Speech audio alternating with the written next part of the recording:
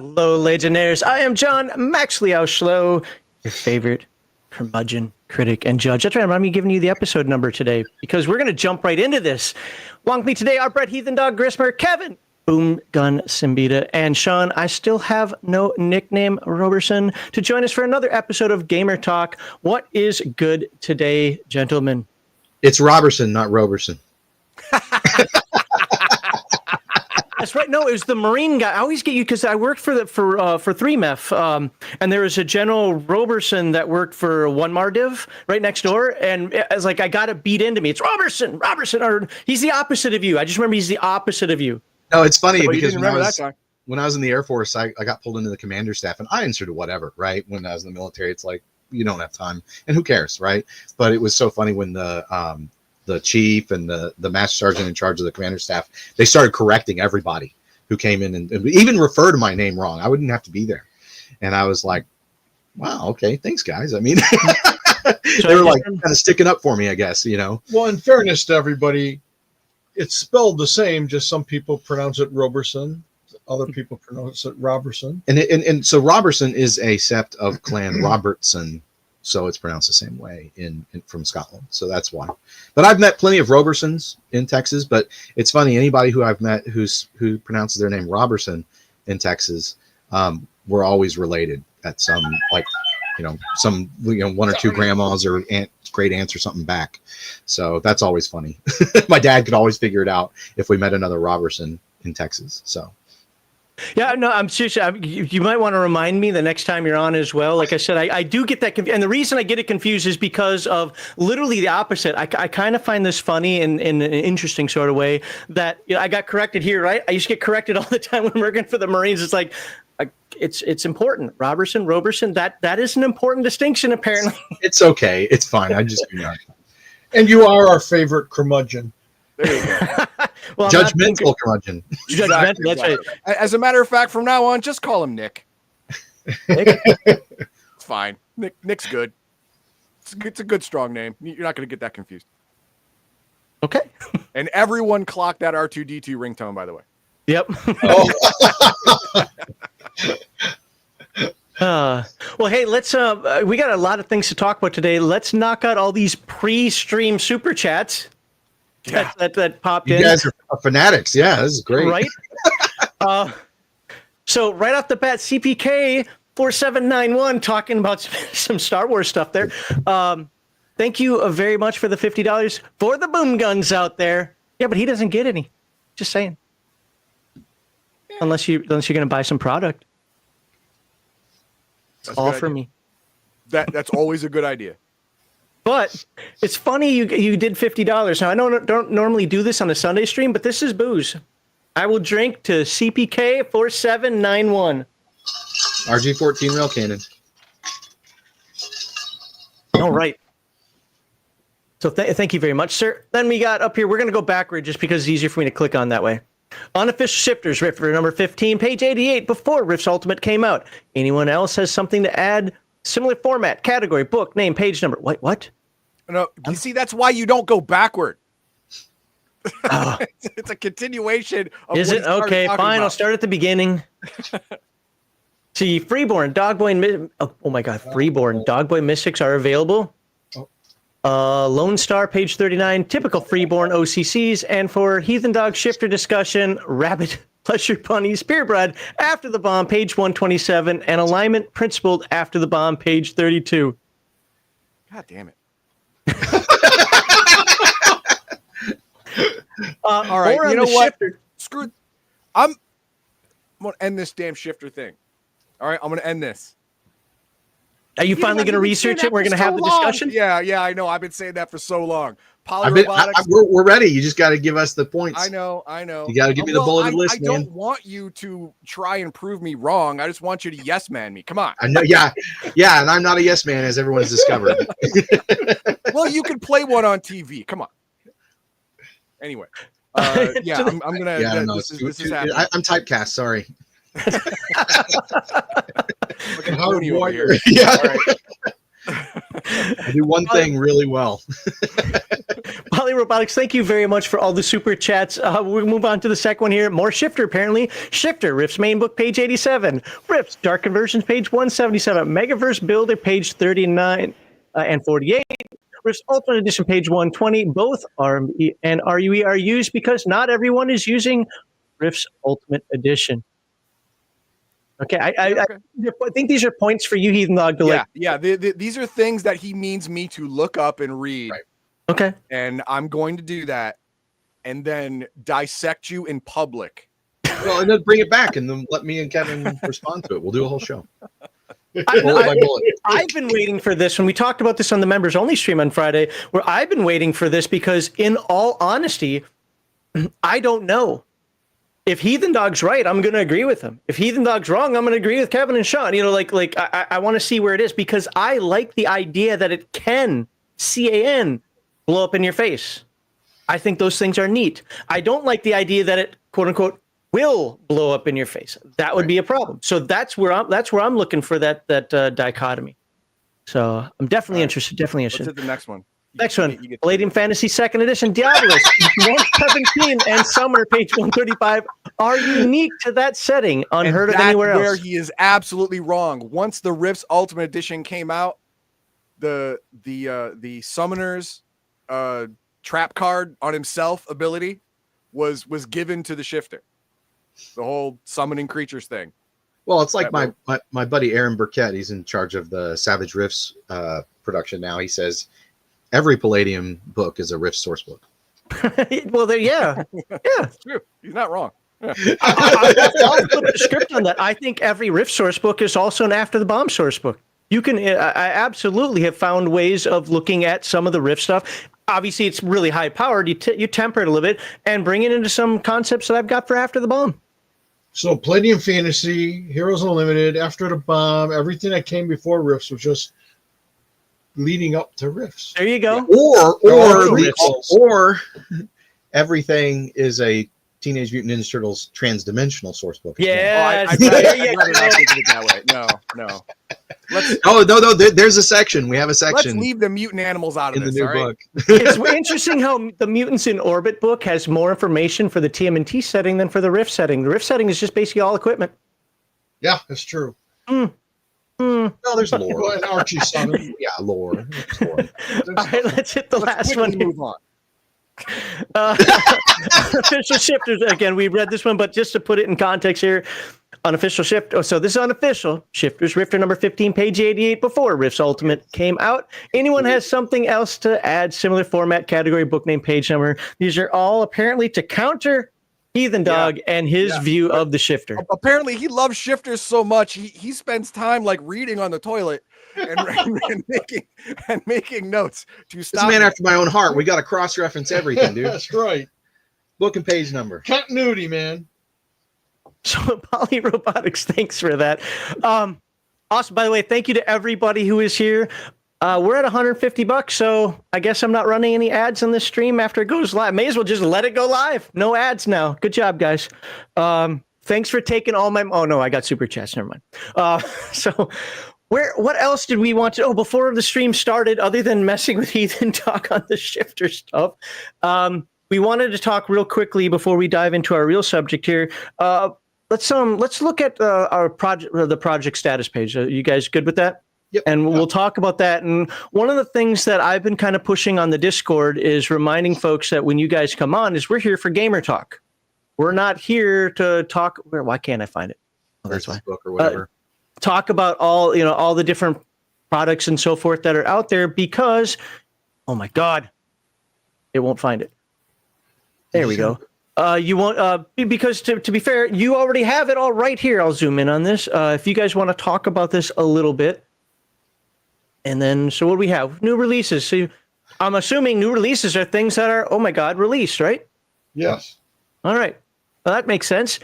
So we have Yin Sloth, Rifts. Let me read it all. Titan Robotics, Cyberworks Collection, Beyond the Supernatural First Edition hardcover for you 1E purists out there. By the way, I've been reading through the 1E Palladium Fantasy. There are definitely things I like about that quite a bit. Beyond the Supernatural Creature feature, really good book. It is one that I have. I'm not even Beyond the Supernatural guy, but that is a really good book. I love monster manuals, though. I So actually bought that during the sale a few weeks ago. It's a cool book. yeah, I one of the things that I don't want to call it an argument, but I hear, man, it takes them forever to put out a monster manual. Have you noticed that none of the creature books or monster books or animals and what is it called? Animals and what's the Palladium fantasy one called? Monsters and Animals book. You notice that they're not slop just put together. Just throw some creatures in there, give it some stats, and move on.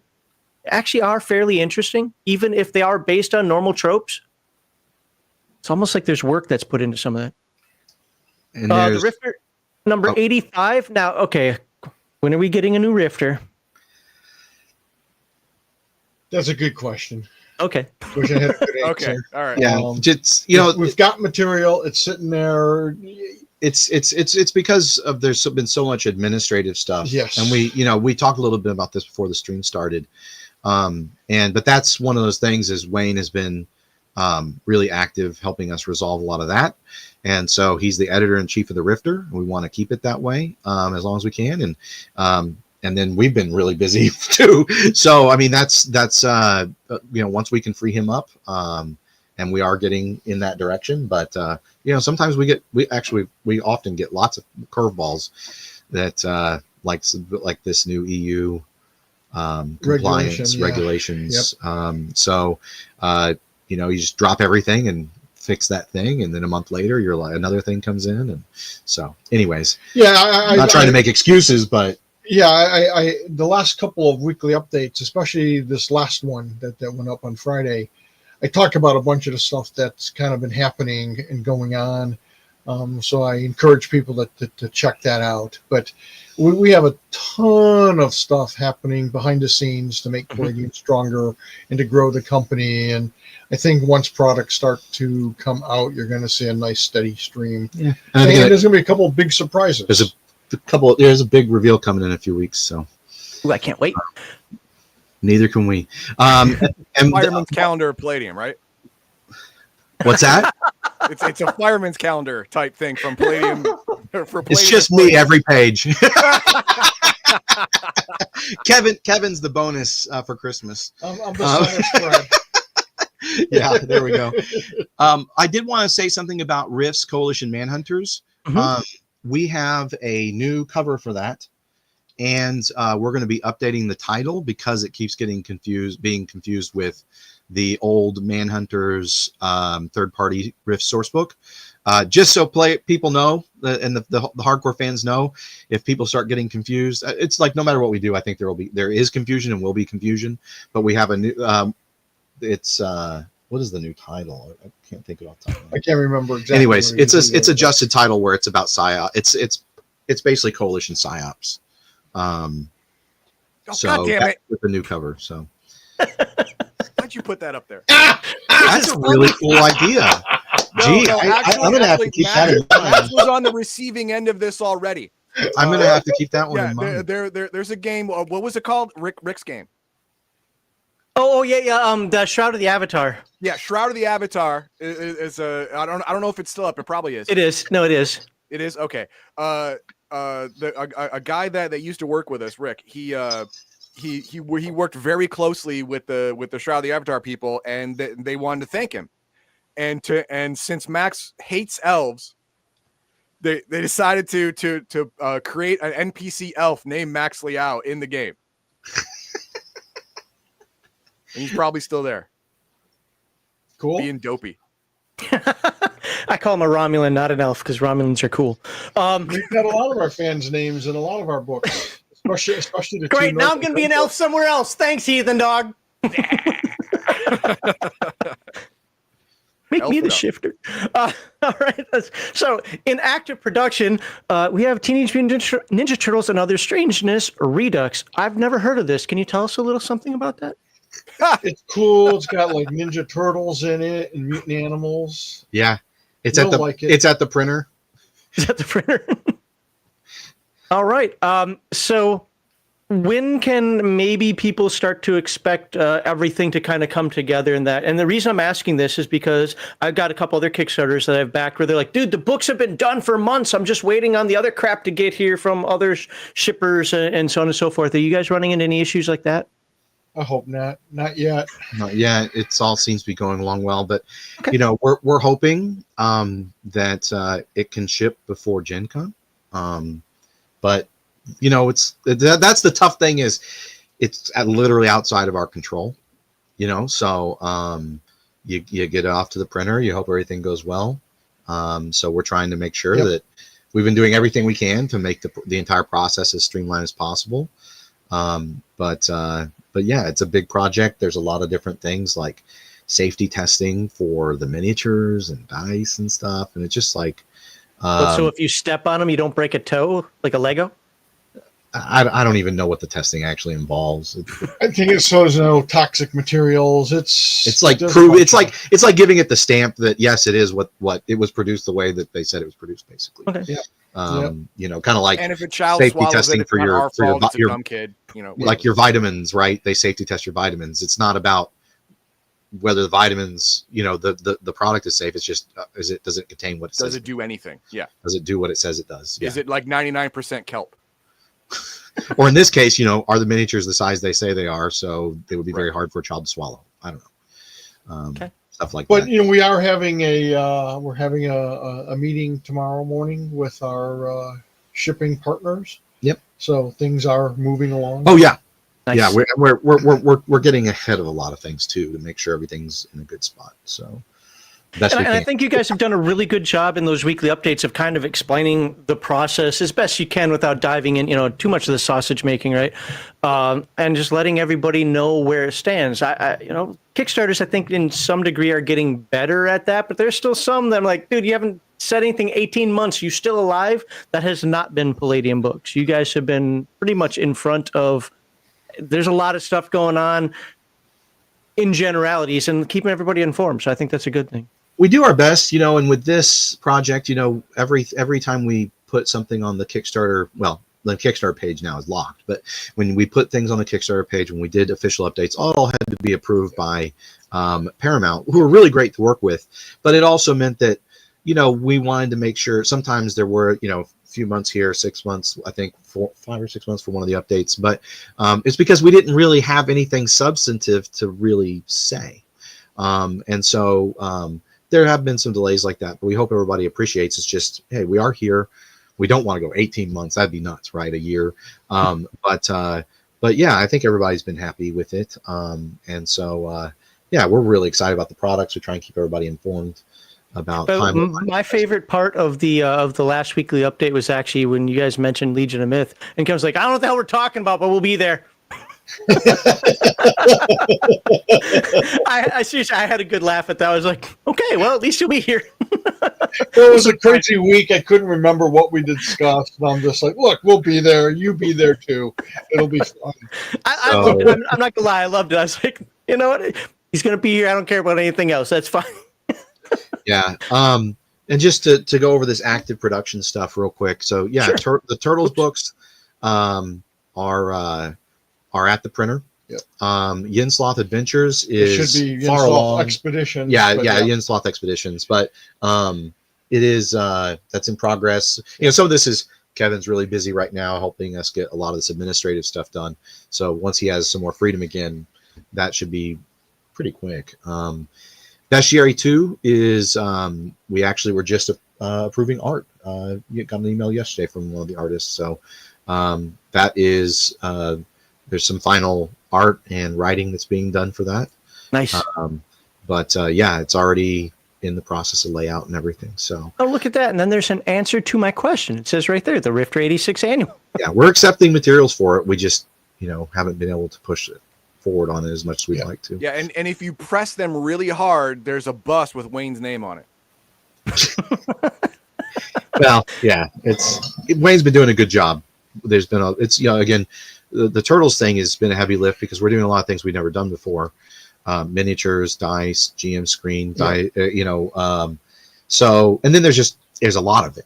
There's 3 different, you know, exclusive art packs and art print sets, and so it's just that there's a lot of materials to make sure all of it gets done a lot of correctly. logistics. Yep. So and then I think we've actually mentioned that even though we don't like to announce product that's coming, I think Sean mentioned it in the last show we did with you guys, or somebody, where we hope to get Beyond Arcanum and Tomes Grotesque out by the end of this year.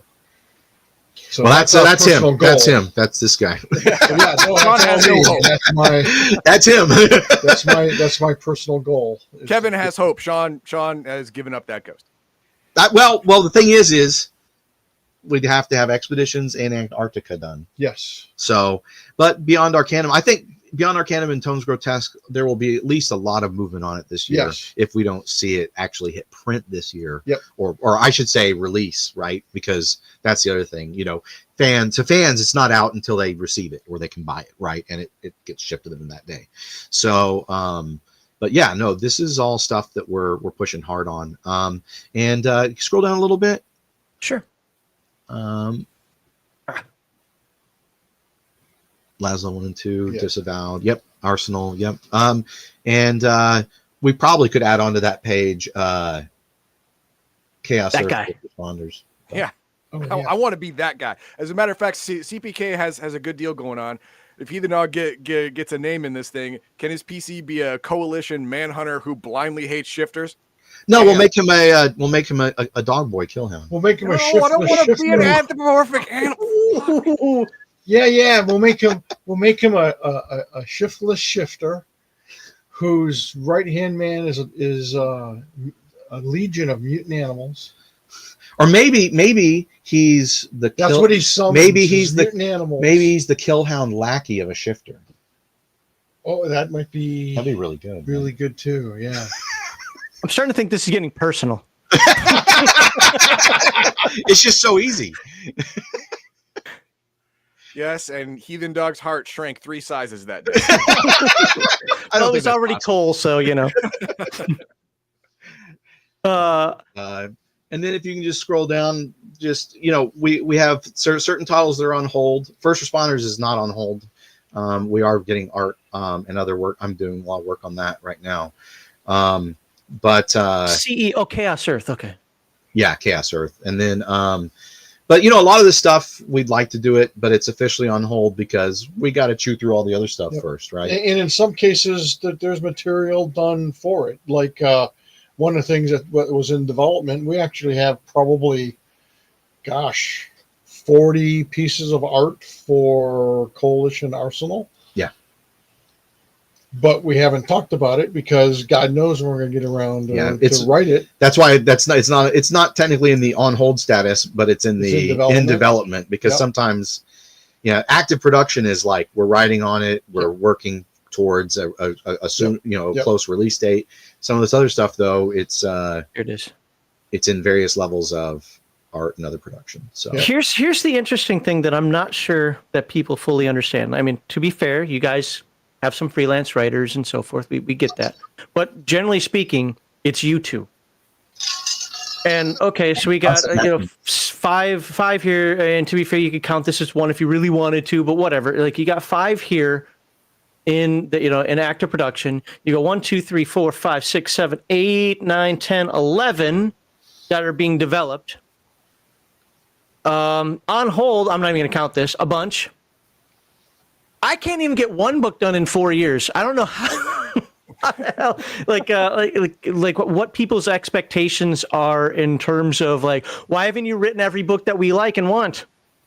Yeah, well, and it's tough, like for Turtles, I'll say it, and then people will just ignore it, I think. But like for instance, the 2 Turtles books are actually 6 books. Those are originally 6 books, and when you get them, you're going to see, we didn't want to oversell it in the Kickstarter, but there's a lot of work that went into them, especially the core rules sections for the main core rule book, and as well as the transdimensional adventures, but also a bunch of the adventure modules and books that are included got a ton of work.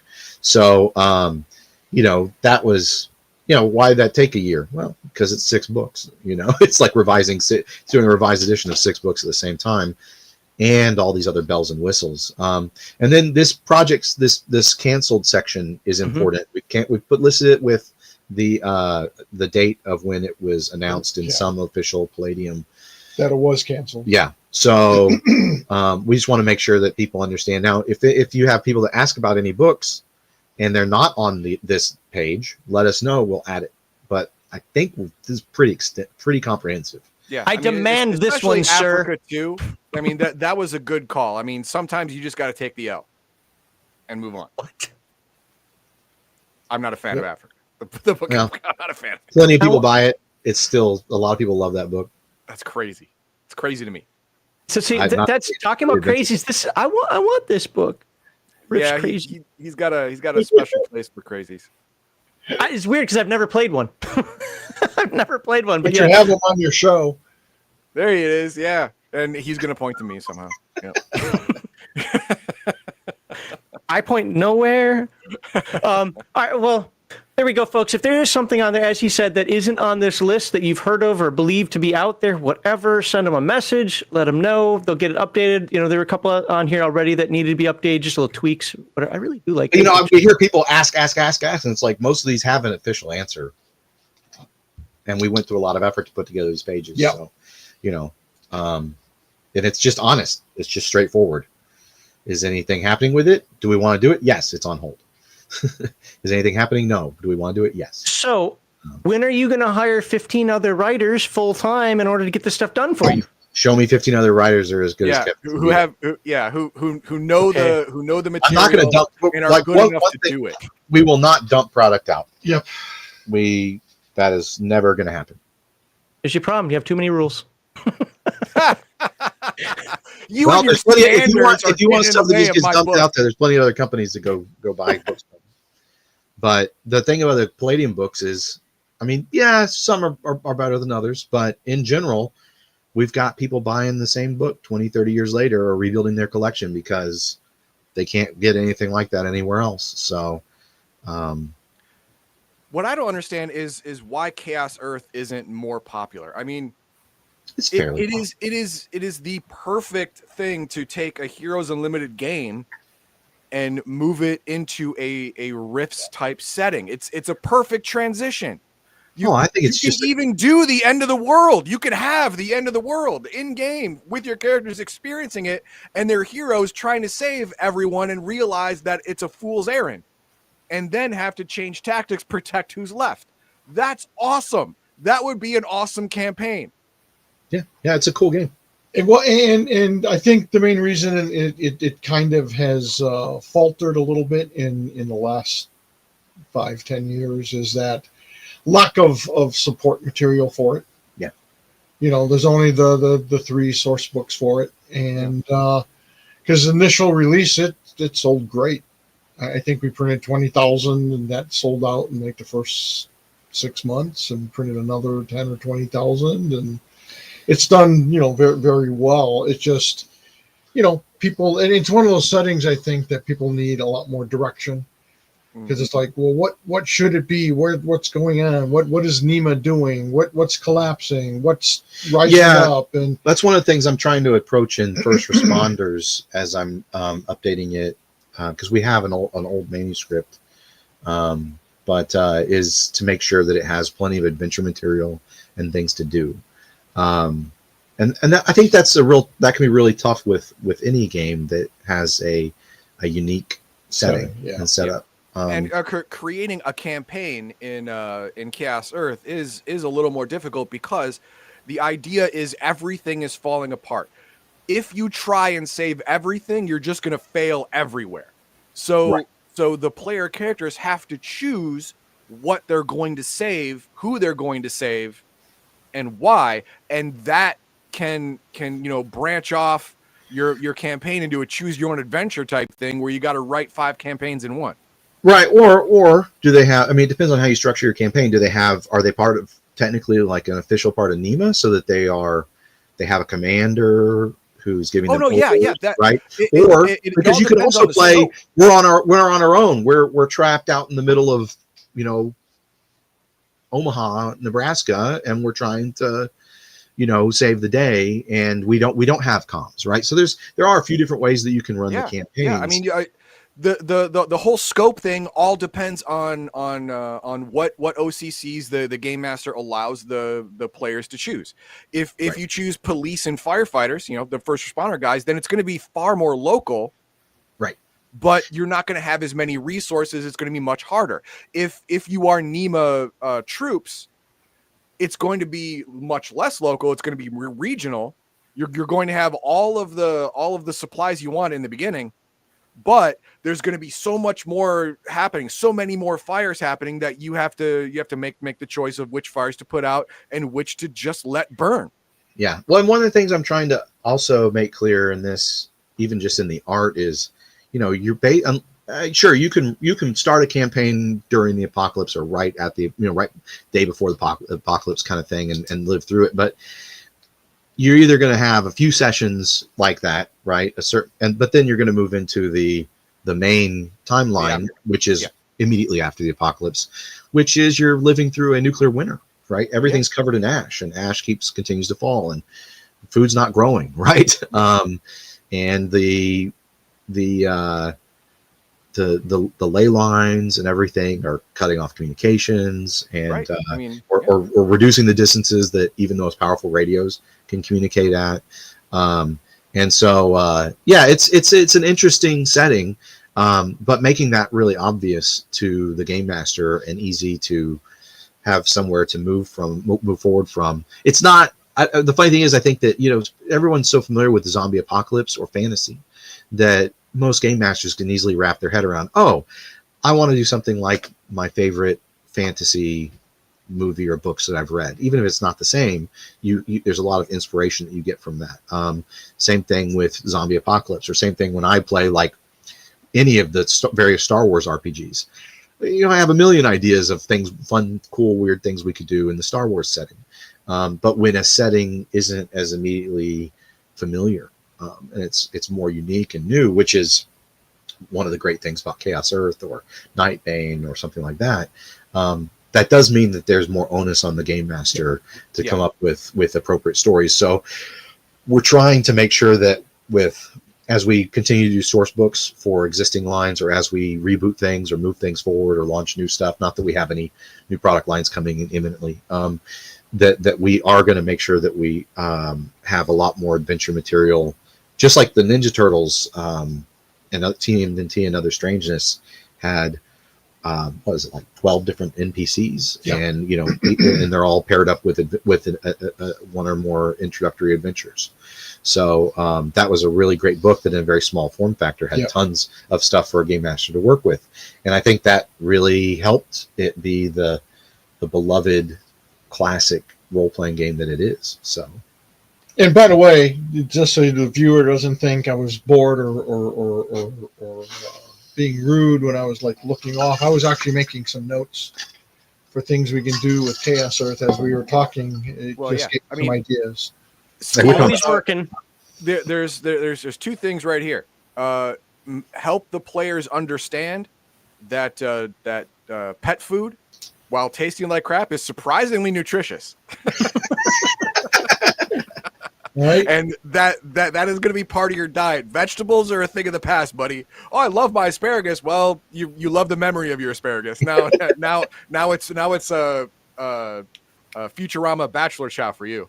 The problem is pet food factory. Got there it. You go. The problem is back in the day, pet food was cheap. Pet now it's just as expensive. Toilet paper. Yeah, we all know about toilet paper. Thanks to and if you're eating cat food, you're going to need lots of toilet paper. All right, with that, actually, that was a pretty good, in a way, it allows us to segue to the one other thing we quickly wanted to talk about. Is you were talking about people who are clamoring for books and so forth, and to be fair, people want what they want, right? That's part of being a fan. We want to release books, Yeah, right. But people also, and this is a strange one. I'm going to give my take on this one. This has nothing to do with these three. I'm just going to have them respond, afterward. Last time Kevin and Sean were on, we literally spent a couple hours talking about how Palladium is a framework. Right after that happened, on my Discord, a fight broke out over rules pedantry, we'll just say. And kind of the baked in response was, I want to know how Kevin does it. And it's like, if you guys would like to address that for just a moment, because I know, like with Team and T coming out and so forth, just this idea of the rules pedantry and people demanding that Kevin tells us how he does it at his table. Yeah. Well, I mean, it's really interesting because when we first started talking, we would talk about rules a lot. And it was interesting when I came up here and joined Kevin as his business partner. I had all these same kind of questions. I was like, so wait, Kevin, when this happens, how do you run that? Because this is how I do it. And 95% of the time, we did the same thing. Or we would talk about the different ways and different situations, how we might divide it up differently. And some of the stuff is, it's really interesting. So one of the things that we did with Team and Teen Other Strangeness, I say we, I mean, I mostly did the writing, but I double checked everything with Kevin, and we've been talking about this stuff for like 4 years now. And I think this is going to be the clearest to understand version of the rules. That's going to be the closest that you're going to get to how it would be playing the game, sitting at a table with Kevin. So I updated and reworded how you do initiative, how you do movement, whether you're doing it narratively or you're using some sort of grid map or something like that. And we're adding affordance for that, so that if you want to use miniatures or a tabletop map, or like an online version, that you can do all that and have that easy to manipulate and deal with in a comprehensive framework. But a lot of the stuff, it's funny. It's the same game, but AR is re-explained. Armor rating is re-explained. And I collapsed a lot of stuff so that you can see, you can understand the different types of armor ratings really clearly, because they're right next to each other and are phrased with the exact same phrasing, except for where there's important critical differences. So some of that stuff that, although this isn't anything like Savage Worlds, I think it's one of the things that Shane Hensley and Clint Black and a lot of people that work on Savage Worlds are really good at. And so I had a lot of experience with that on doing the Rifts for Savage Worlds 2nd edition of rules.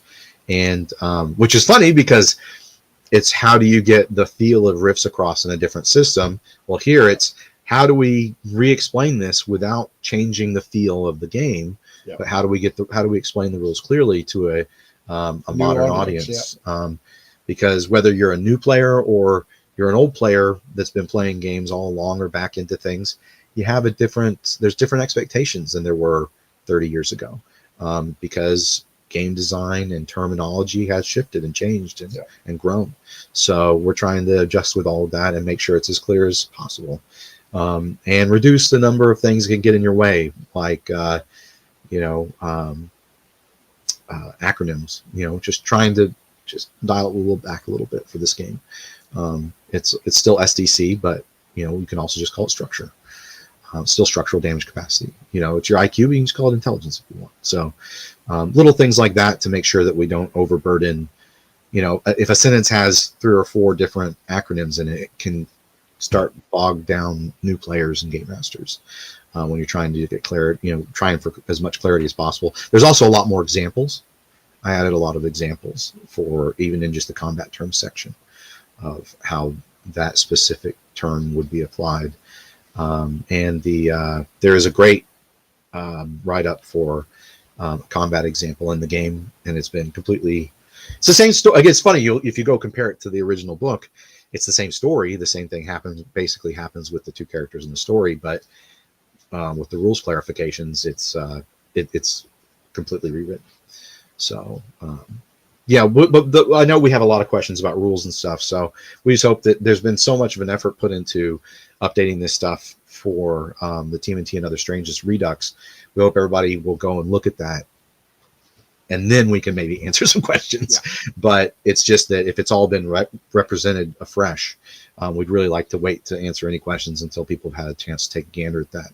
And I already have told people, take this, run Rifts with it, take this, run Beyond the Supernatural with it, and tell me what you think, So, as you mentioned, it doesn't mean that, Ninja Turtles, TMNT and Other Strange, was pretty early in Palladium, so there weren't certain combat concepts. I don't think there was power punch, but there were leap kicks or jump attacks, right? Leap attacks.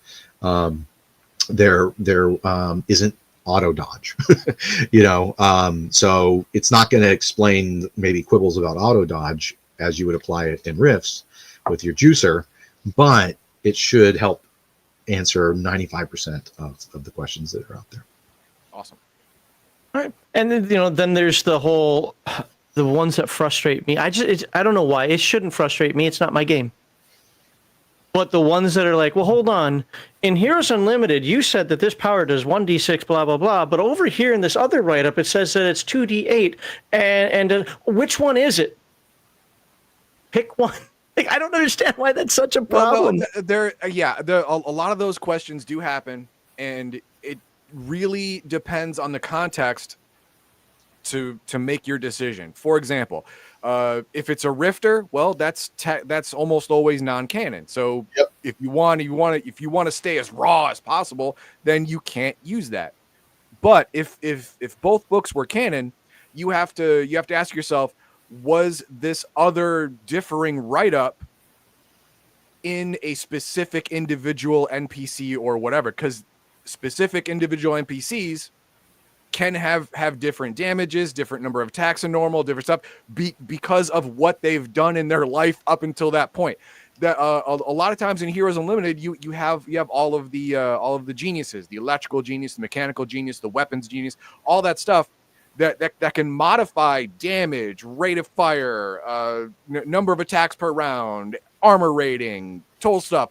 All that stuff can be changed from the base model. So is it talking about an individual person? If it is, then no. Go with the base, the most generic official example possible. That's your base. Well, and I do want to say something about that, because sometimes NPCs are written up using the standard rules or built using the standard rules. Sometimes they aren't, right? And often they aren't. And that's intentional. And but don't think that just because there's an NPC shifter that has something explained a certain way in his write-up, or maybe it was edited to be shorter, or to have certain effects or differences because of the story that's there. Don't think that should reflect on the core book rules for how a character would be built or progress. So don't get that twisted. And I think that's perfectly applicable, not just to Palladium, but if you go pop open virtually any RPG, a lot of the NPCs or creatures or whatever from the monster manual don't follow the blueprint. Yeah, they don't follow the blueprint of it. An orc rogue isn't built with the rogue rules, right? So, so yeah, I think that's important. Sometimes there are times when things are written and it's supposed to update something that came out previously, but I think the biggest time when you have these things that conflict, it's because you're pulling one thing out of one Palladium game and another thing out of another Palladium game, and then when it doesn't line up, I think when we talked about this last time, but the big overriding thing, in my opinion, is pick one game to be your core, and it's the one that wins all the challenges, right? Or everything is adjusted to that game. And then move forward that way. I think that's the easiest way to resolve stuff like that. Yeah. What universe are you in? Right. That's the one that wins. Yeah. Yeah. Is if you comboed Beyond the Supernatural and Dead Rain, which one's the core of? And it doesn't even have to be. Look, it doesn't even have to be the game you're playing. You could be playing a combo of Dead Rain and Beyond the Supernatural, but decide that the TMNT and Other Strangeness Redux rules are going to be your rules universe. It is, it's the preeminent rule set, right? And then you adjust to fit that. And that's kind of what I'm suggesting, right? Is you have rules questions. Well, take a look at these, because this should be the newest, freshest, easiest. Yeah. We ran this by a lot of veteran players and friends of the company and stuff like that, as well as internal read-throughs and play testings. So. So I just that's the whole point there, right? It doesn't even have to be one of the two. If you can, even if you're doing a genre bash or whatever, you could say that Risk Ultimate Edition rules are preeminent, and you're going to use those. Or you could be playing something else and decide you like the called shot rules from Dead Rain, and use Dead Rain as your core. But make that decision and then move forward, and then make sure that one system is preeminent. That's my suggestion. All right, before I read this super chat here, I'm going to kind of give my answer to it because I think then you'll have everybody's perspective. I do not in any way, shape, or form think that anything that he and Doug said was wrong, but sometimes you don't even have to do that kind of calculus with it. Just pick one. If it doesn't work, revert to the other one. All you have to do is make sure that PCs and NPCs, barring, like Sean was saying, some story hook or whatever, follow the same rules so it doesn't favor one or the other. Just be consistent. And if you come to find out that, the 1d6 wasn't enough and you prefer the 2d8 at your table, boom, you do it, you go with it, and you move on. I sometimes think that people really try to find the calculus in this stuff that is unnecessary. Yeah, I think people often overthink things. It's about the fun, it's about the action, it's about the characters, and I'm a big fan of pick one. I mean, everything everyone said, I pretty much agree with it. Because again, there's always these different styles of role playing, and whatever works for you. So if you want to pick a role from, 20 different freaking books, sounds like a lot of work to me. But go ahead and do it. That's part of the modularity of this. Is that if a similar or same spell or power or whatever weapon in a different environment does a different damage, it could be due to that environment or technology or the level of magic or whatever, pick the ones you like and run with them. Yeah, and we are moving towards, we're trying to make sure that as we move forward, that things are more unified and similar, right? Because we know people want it. But yep.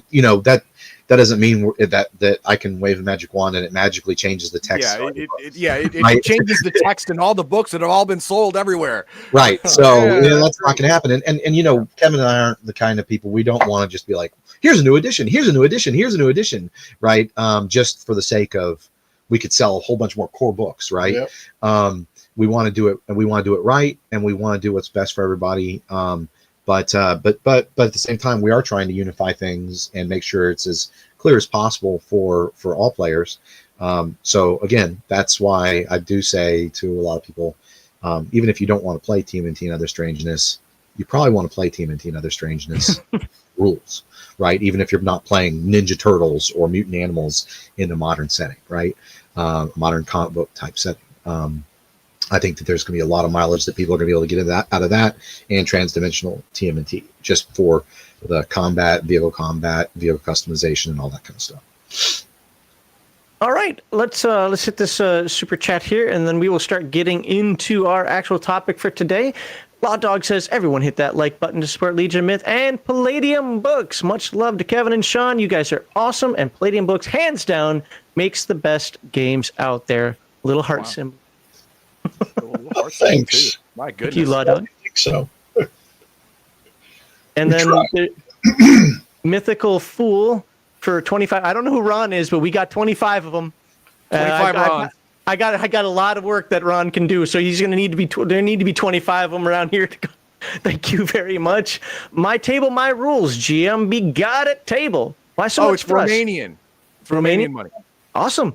Have pennies for all the fun and informative content. Thank you very much. Really do appreciate that. No, I'd rather have the runs because I got a lot of work that can be done right now, and we'll see if 25 runs can pay for 25 runs.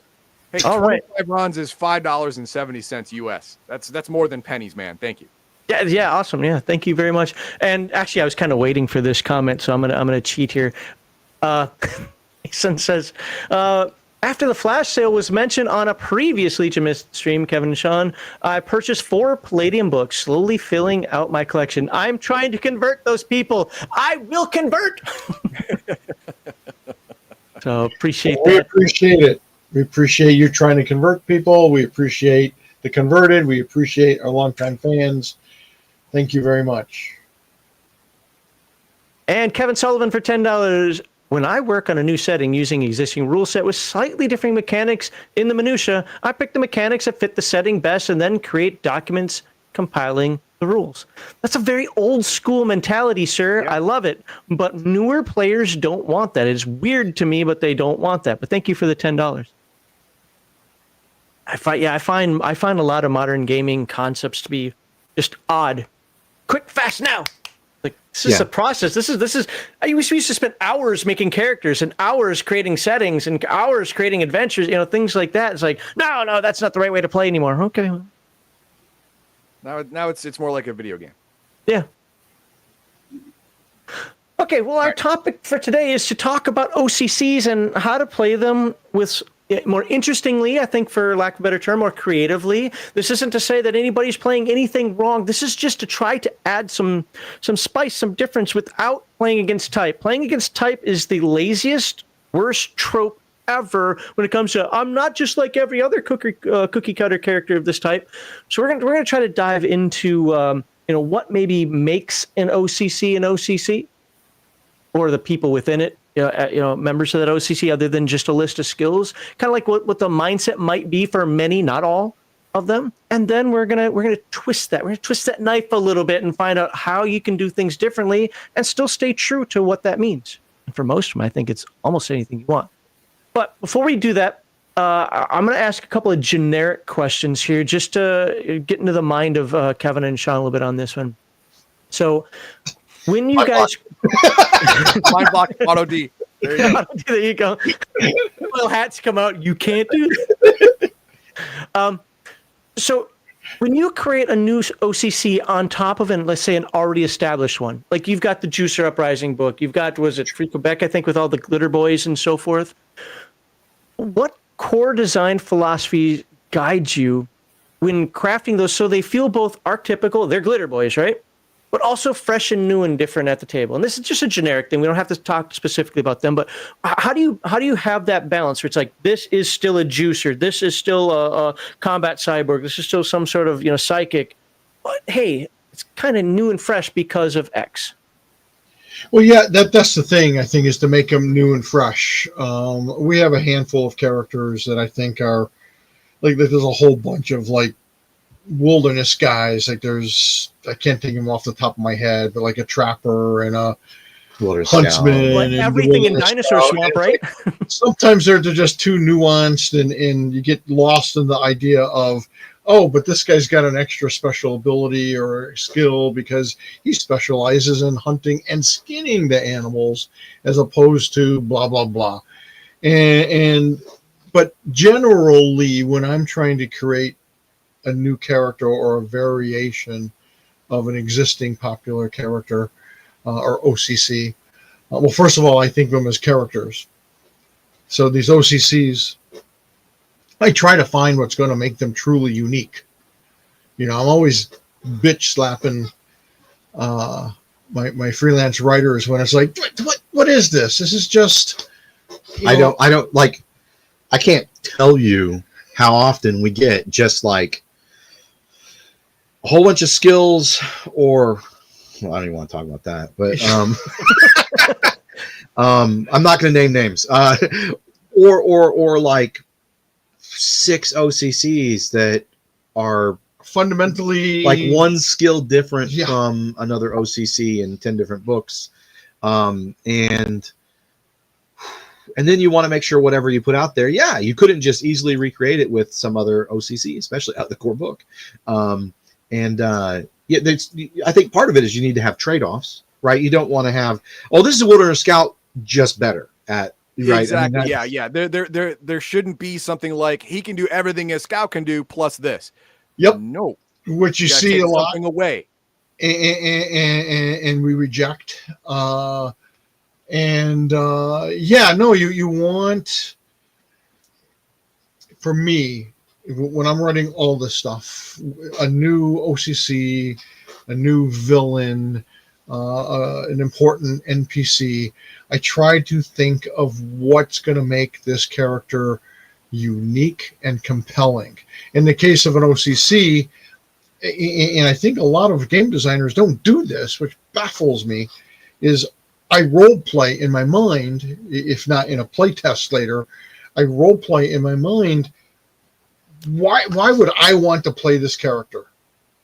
And if there's no reason, if I look at this and I go, I can't imagine why anyone would want to play this, it doesn't belong in the book, or it's just a souped up or dumbed down version of X, Y, or Z. Who cares? But if it's something really cool, if there's something unique that makes you go, oh man, I want to play that, or oh man, I never thought of that. I'm always looking for those kind of elements. And in the case of some of the established O.C.C.s, and you'll be seeing it in some things that we have in mind down the road, is we want to flesh out that particular O.C.C. or genre. So the Cyber Knights is a great example. We thought of some cool things that could mean Bill Coffin, where we can make put in some intrigue into the Cyber Knights, and how can I define the Cyber Knights better? They're called Cyber Knights, but what's so cyber about them? They're more like psychic knights, right? Because they can manifest a psi sword, and it's like, no, what can I do to help enhance that? So a lot of it is based off of things we hear from our audience that, gosh, I would like to know more about this, or why does that work like that? Or, in the case of the Cyber Knight, if they're Cyber Knights, what makes them cyber? Just besides their armor. And so I dove into that with Rift's Ultimate Edition and the Rift Cyber Knight book. It's all about making something that, for me, and I know for Sean too, is to make something interesting and compelling and fun. Fun is that, like, really, I know I listed it last, but it's always at the top of our list.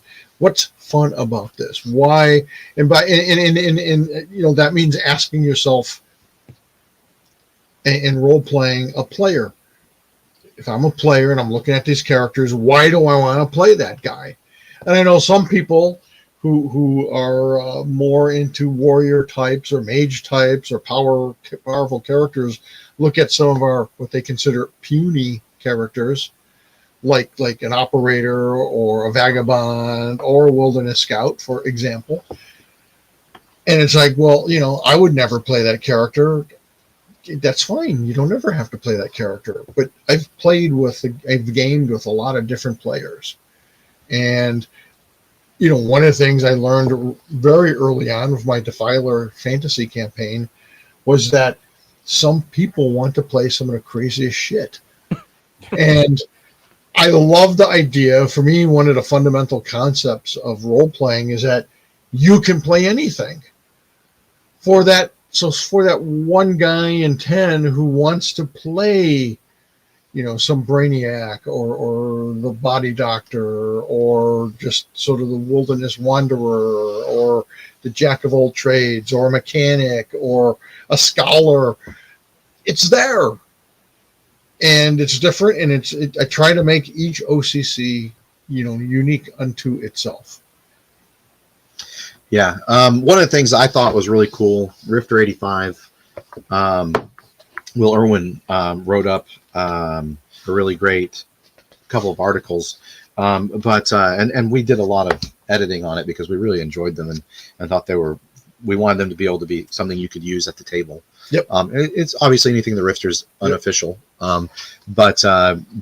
Anyways, if you go, it's like on page 167, 166, 167 of Rifter 85, but you give up some of the bonuses, for instance, here of the standard Glitter Boy pilot, and instead you can choose like, is my pilot a chosen apprentice that was chosen because he had some psionic potential, or he was a great marksman, or he's charismatic, or is this an upstart pilot that is getting into being a Glitter Boy pilot from a different direction than he inherited his suit from a parent or a family member, or are you an amateur pilot that's a complete outsider and working your way in to the Glitter Boy Brotherhood and things like that? So there's a lot of different ways you can approach it, but the main thing is there's got to be a little bit of give and take, and you want it to be really compelling. You want there to be a significant difference.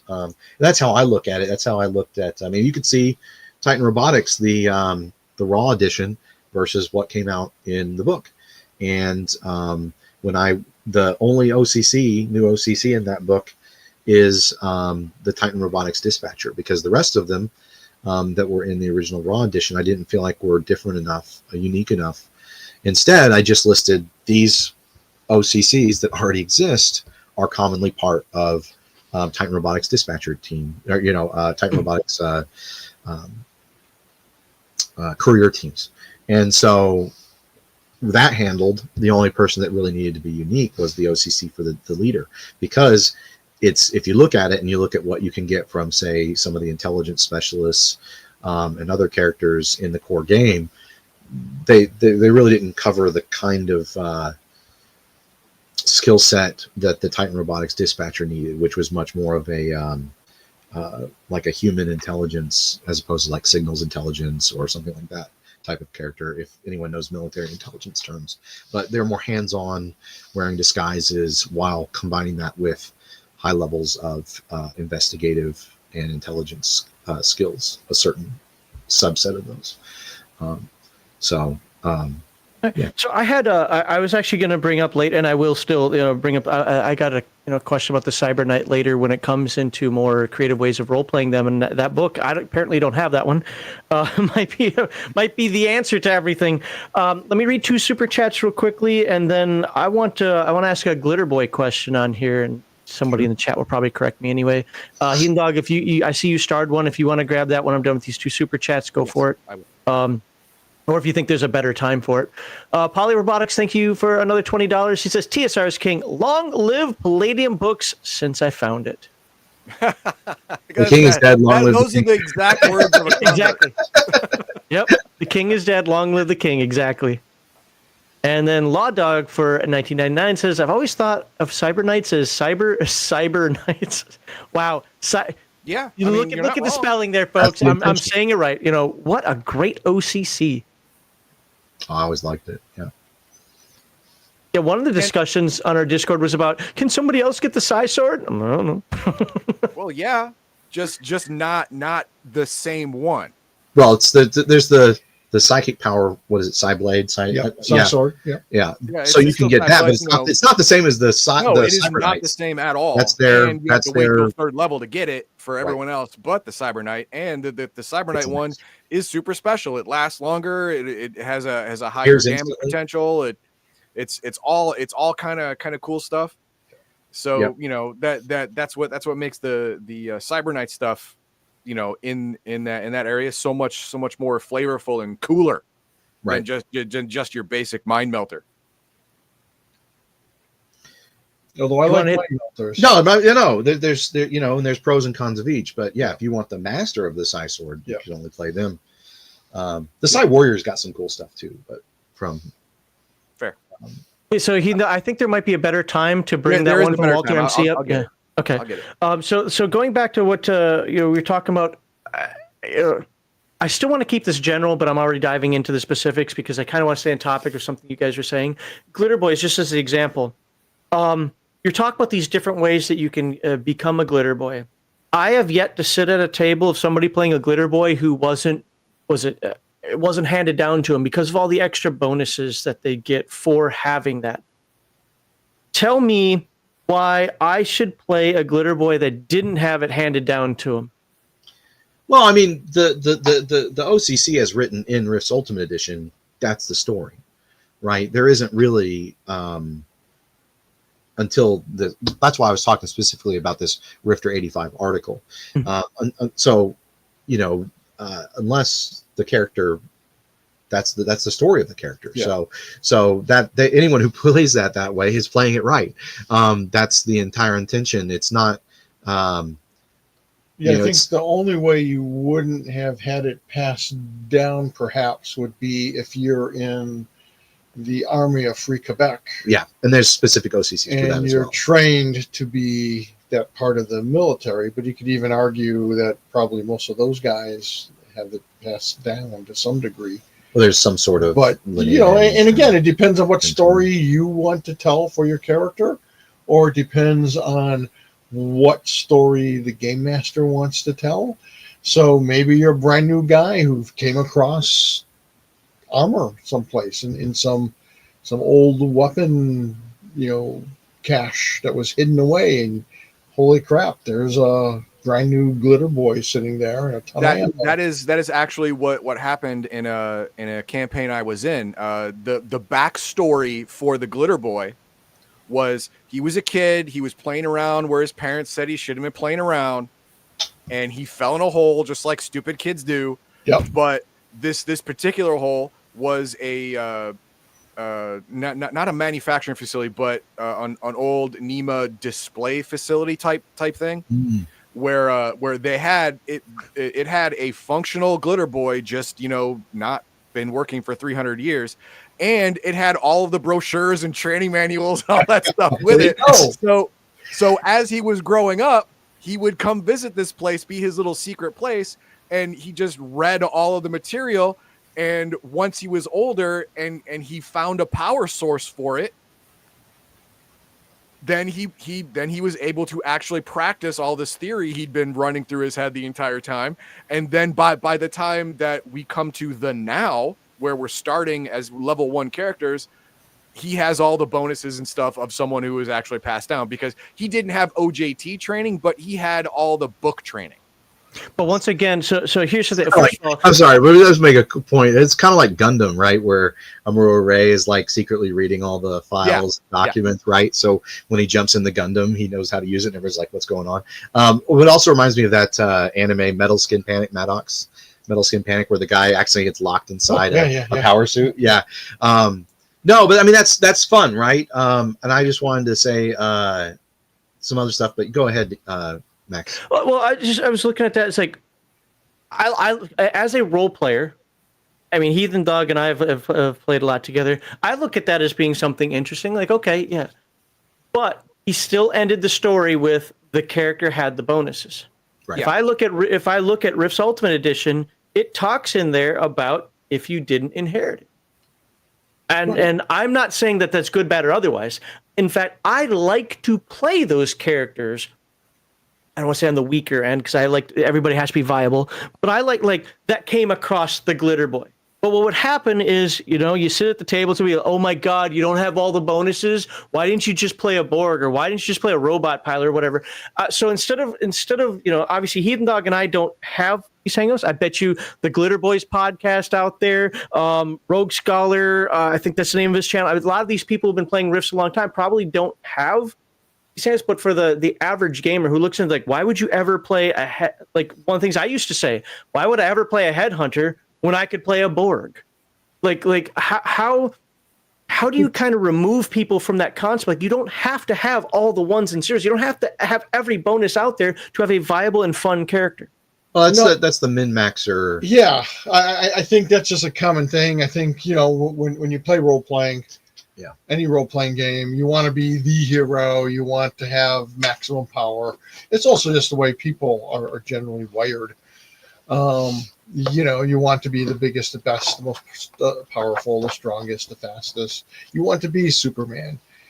But that's the point, is not everyone wants that. Sometimes the variations are in there as story elements. Right. And for guys like you, Max, who sits back and says, I don't need to have every single bonus. I don't need to be the most powerful guy. But I love this idea. I love this suit of power armor. I want to be a glitter boy. Well, you are. Are you necessarily the absolute best when it comes to the skills and the bonuses?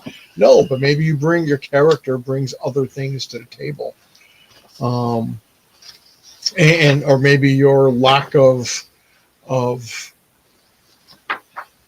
being the fact that you're not a top rated, let's say, the most powerful glitter boy pilot, puts your character in a situation where that guy normally wouldn't be in, but it leads to another cool, fun story. And for me, that's the thing, is game masters should draw on that. And players, you do it too. Tell your game master, well, my guy maybe has an inferiority complex because of that, or is always trying to prove himself because of that. Think about it. Again, it's called role-playing. If that was you, how would you respond? How does this motivate you? And you chose that character, so it must motivate you and must intrigue you. So what is it about that? And lean into it as a player, and game masters roll with it, and give him opportunities that maybe wouldn't come around otherwise. And that's the same thing with the headhunters. The headhunters are like for the guys who don't want to play a full conversion combat cyborg, which if you're a power guy, yeah, of course you want to play that. But if you really think about it in real life, you probably don't want to be that because you lose most of your humanity by becoming a full conversion guy. So if you want Weird thing is, Kevin, that's exactly why I like playing the full conversion Borg. It isn't for the power. It's for the stuff of everything that I lost because of that. oh, there you go. Right. But that's great. Yeah, you turn into the skid. Yeah, screw it. There it is. Right. Yeah, I'm less human. Damn it, I'm gonna be it. Well, and there you go. The other thing That's is perfectly fine. But for the guy who doesn't want to be, or is desperately trying to cling on to what he perceives as his humanity, because again, what is humanity? You know, when I sign DBs of North America, my little line that I put in most of the books is the humanity, because they're all alien beings, but there's still a humanity to them. And you know, and I like that kind of philosophical stuff. And whether it's that someone picks up on it or runs with it or thinks it's stupid or would never play it, that's okay, because there's somebody out there who's going to want to, and it's there for him. Okay, now that's actually a good segue into my next idea, is that to play a character properly, be it in Palladium, D&D, any Modifius, Free League, whatever, you have to understand the world and how it works, or else you won't be able to know your place in it. Right. Palladium as the example, because we're all here. Palladium as the example.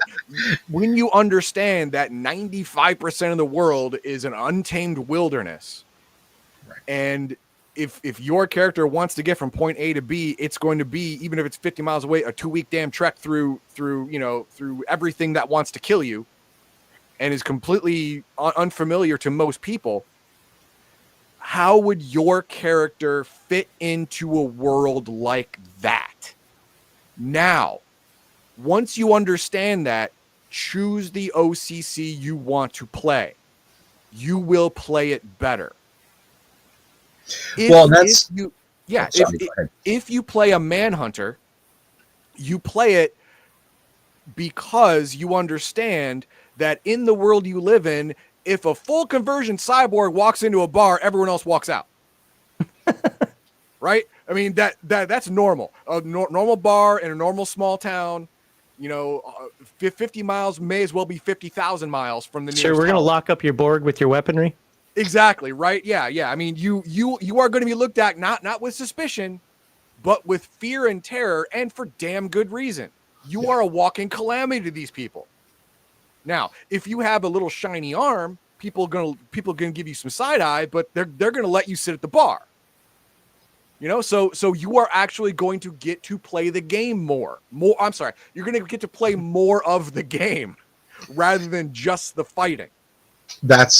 Yes, I was going to make the same point, because I totally agree. The thing is, you have to understand, it's not just a tactical combat game. If that's how your game master's playing it, the game master needs to make sure everybody understands that, so that everyone's picking, beefy combat hosses. But and it's okay, and that's okay if that's what you want to do. But now other groups, they rarely enter combat. I've heard of that happening a lot. I've had it happen with my own players. We've talked about it a little bit in other podcasts, where when I could run the same players in Savage Rifts and Palladium Rifts, and they treat their characters much differently because of the differences in the game system and rerolls and all that kind of stuff. And that's fine, right? There's nothing wrong with that, but understand what kind of game you're getting into and what kind of game the game master is intending and everyone else is going to be experiencing. Then it might be, hey, do I even want to play a combat cyborg or a headhunter? Maybe I just want to go merc soldier or a wilderness scout, which doesn't mean you can still be really great at combat. You can still have great combat skills, but your character is built for a totally different type of adventure. Right. And so, those are things that you have to keep in mind. Now, at the same time, I could see some players that are really great role players or want to be, or just want to challenge, saying, hey, I'm going to be a mining slave Borg. And in this setting where that's going to be more difficult, right? And I'm going to play that to the hilt. And they do that because that's the fun of it. And so that, yeah, that's the thing is you really got to decide what kind of experience you want, what kind of experience everyone else is trying to build, and go along with that. And you got to realize that if your character is a walking tank, you may not. And a lot of times, most of the time, these are also balanced out with the headhunter, the merc soldier. They have completely different emphasis on skills and other special abilities. One of my friends, and this is, I hope I'm not jumping ahead, but one of my buddies, we were playing Mike, and he was looking at Rift's Ultimate Edition, and he was like, "Wow, Wilderness Scout's really cool." The team kind of needed that. Other people had already picked their O.C.C.s and built up their characters, and he ended up playing a Vagabond because he really liked I think it's Eyeball Fella ability. But he picked a bunch of wilderness skills. So the character ended up being similar to a wilderness scout, not quite as specialized, but he wanted to be that kind of street savvy type of character that he could also do a lot more. That's actually a perfect anecdote for what we're going for, especially later. But even now, that's a perfect anecdote on how to broaden the idea of an O.C.C. Again, not playing against type, but finding a fresh way of being that one. Because right off the bat, well, you got to be wilderness scout if you're going to be scouting in the wilderness, right? Well, not necessarily. No, for instance, Vagabonds get tons of skills. Oh yeah, but when they went into a new town, he was picking apart the social structure and the strata and everything immediately, and figuring out who are the movers and shakers. And it was really cool to see him go in wheeling and dealing that way. And it fits his play style. Well, and I want to point out, this is what I mean when I say role playing is very personal. This particular gentleman chose to run his Vagabond in a particular way that was very dynamic and fun and different than what probably 90% of people who pick a Vagabond are going to do, or a Wilderness Scout. And that's awesome. Yeah. That's what it's there for. Right, and we want to shine a light on that 10% today, most notably. So yeah, absolutely. Yes, and that's what brings me to the comment that Walter MC did. Here is a tremendously underplayed possible O.C.C. type, the Techno Wizard Medic. Now, I wouldn't say it's O.C.C. type. I'd say it's just a Techno Wizard, but he decided to go a different way. See, you don't need official variant O.C.C.s. You don't need that. You can take the regular O.C.C. and just use it differently. In the instance for this Techno Wizard, there are spells that heal. I mean, everyone defaults to, psychics are healers. That's what they do. They even have a whole class of them. The healing psychics. That's all they do. Boom. That's what they. But there's lesser healing magic spell. There's the heal self spell. There's the bigger heal. I forget what it's called. The 5th or 7th level spell, whatever. But a Techno Wizard can make items, a Star Trek tricorder type device that actually heals people. You can be a combat medic and not be a psychic. Yep. Oh yeah. And this serum that I'm giving you that glows a little funny thanks to the gem that's inside of that. Don't worry. This is not Lovecraftian Herbert nonsense. No, you're not going to go reanimator on us. It's fine. Don't worry. Wait. Yeah, or are you? No, exactly. That's the thing is, think about the character. Think about what you as a player want to do. And then also, consequences. We talk about that a lot. You got to think about the consequence of some of your choices. So, like, if you're a full conversion cyborg, you're going to get attacked all the time because you and the glitter boy and maybe the juicer, although the juicer can disguise himself perhaps better until he really gets into full-flung combat. You're the guy that, like you were saying, when he walks into a bar, everyone goes, uh-oh. Yeah, I left all same the thing. on. Walking down the street or walking into a combat situation, come on. Half the people in this conversation sitting here have been in the military. Who you take out first? You worry about the 5 infantrymen coming in or the frickin' tank that's rolling up behind them. Well, in this case, that tank is a glitter boy. and a combat cyborg. You take those guys out first. They're going to be the first guys to get attacked. Always kill the magic user first. Well, if you recognize them. Yeah, right. And if it's obvious, and then maybe you do, and maybe you don't, and just like and again, it gets back to that personal thing and how you perceive a particular character or how you want to play it, and it also has to do with your mental state and your age. I had a beautiful Christmas grab bag comment, and I think I'm going to mention it once before in the show, where this guy writes to me and says, "Kev, we met many years ago, and I was so excited." And I mean many years ago, like 20 years ago. And he was like, why would anyone want to play anything but a glitter boy? They're the most powerful, they're this and that. And the player squad was like 6 freaking glitter boys. And they were kicking ass and doing all this stuff. And he's like, 20 years later, he goes, I'm playing an operator. My buddy's playing a vagabond. We don't play our games anywhere like we used to. Mm-hmm. And they're still a blast. Heck, they might even be more fun. Well, and the thing is, that's okay. When he was younger, like most young people, come on. When I had my daughter and my son game, and they were like, I don't know, 8 and 10 or something like that. All they wanted to do was kill things. And that's your mentality, because it's simple and it's direct, and you're a kid, and that's how you're kind of looking at things. You want to be a badass and kill the monsters, okay? But then your view changes, and maybe it doesn't, and that's okay too. I had a very dear friend who always played warriors. You always knew that she fudged her rolls because she always had the highest physical rolls, and and it was almost always like that same character with a different name or a slightly different O.C.C. depending on what setting we were in.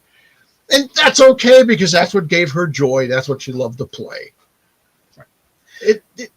Just have fun with it. Yeah. Sorry, no. You're perfect. You're actually like teeing me up for the spike. So the thing that a lot of this comes from is this min-maxer mindset comes from, I'm not trying to diss other games. But I mean, I started with Dungeons and Dragons too. And when you get experience for killing things and taking their shit, because that's the thing, you have to remember, old school, like you also got experience for the GP value of everything you got that you stole or looted, right? So you're running around murdering and stealing, murder steal simulator, right? So the thing you have to remember is that's not Palladium. In Palladium, you get experience points for resolving the problem, and what that means is you could. And I've had players do this a lot in Rifts because they're afraid of combat. They know it's very deadly, right? And so they do everything they can to resolve things peacefully. And that, I think, leads to a lot better role-playing and verisimilitude in the storylines and arcs. But that's the thing you have to remember. You don't just get experience points because you have a boom gun and you killed something. You could also get as many or more by doing things that are more... maybe appeal to you more, or you want that challenge, or that's heroic. Isn't that the word you specifically is minor challenge, major challenge? Yes. Yes. So a major challenge could be a chess match that you're sitting on a chair that's electrified. If you lose, you die. Right. Here's one that actually happened.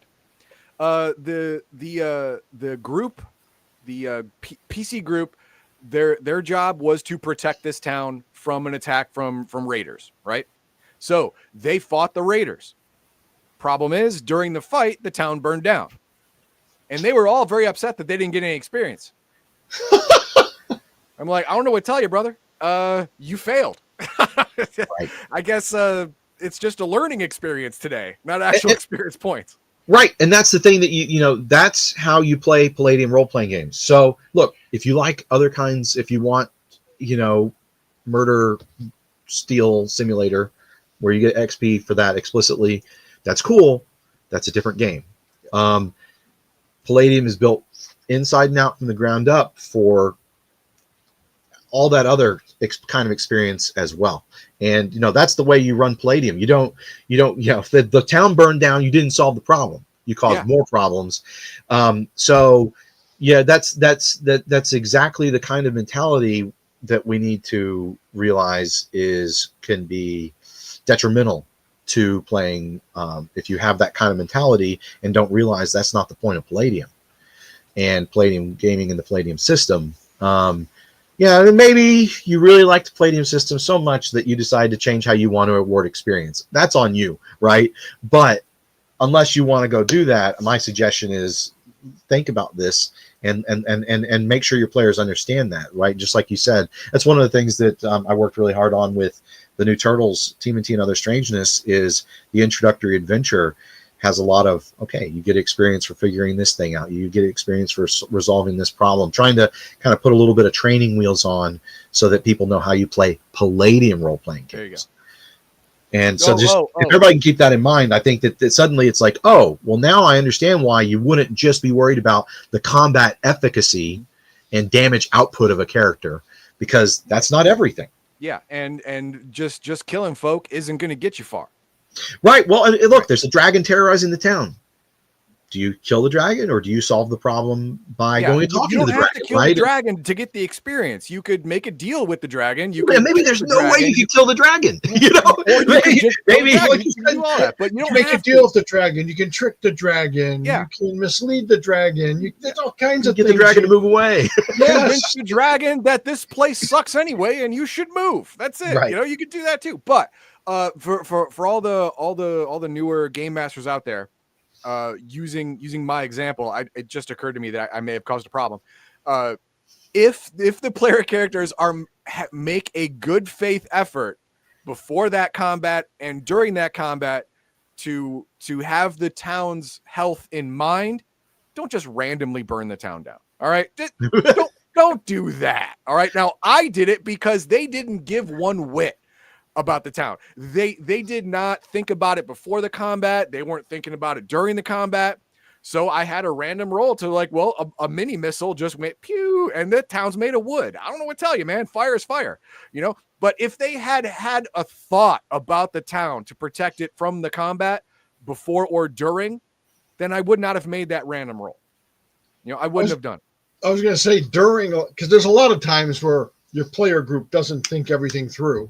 Right. And then, because I've been in situations, in fact, I've mentioned before that the Defilers, one of the slogans about the Defilers was, where the Defilers go, cities burn.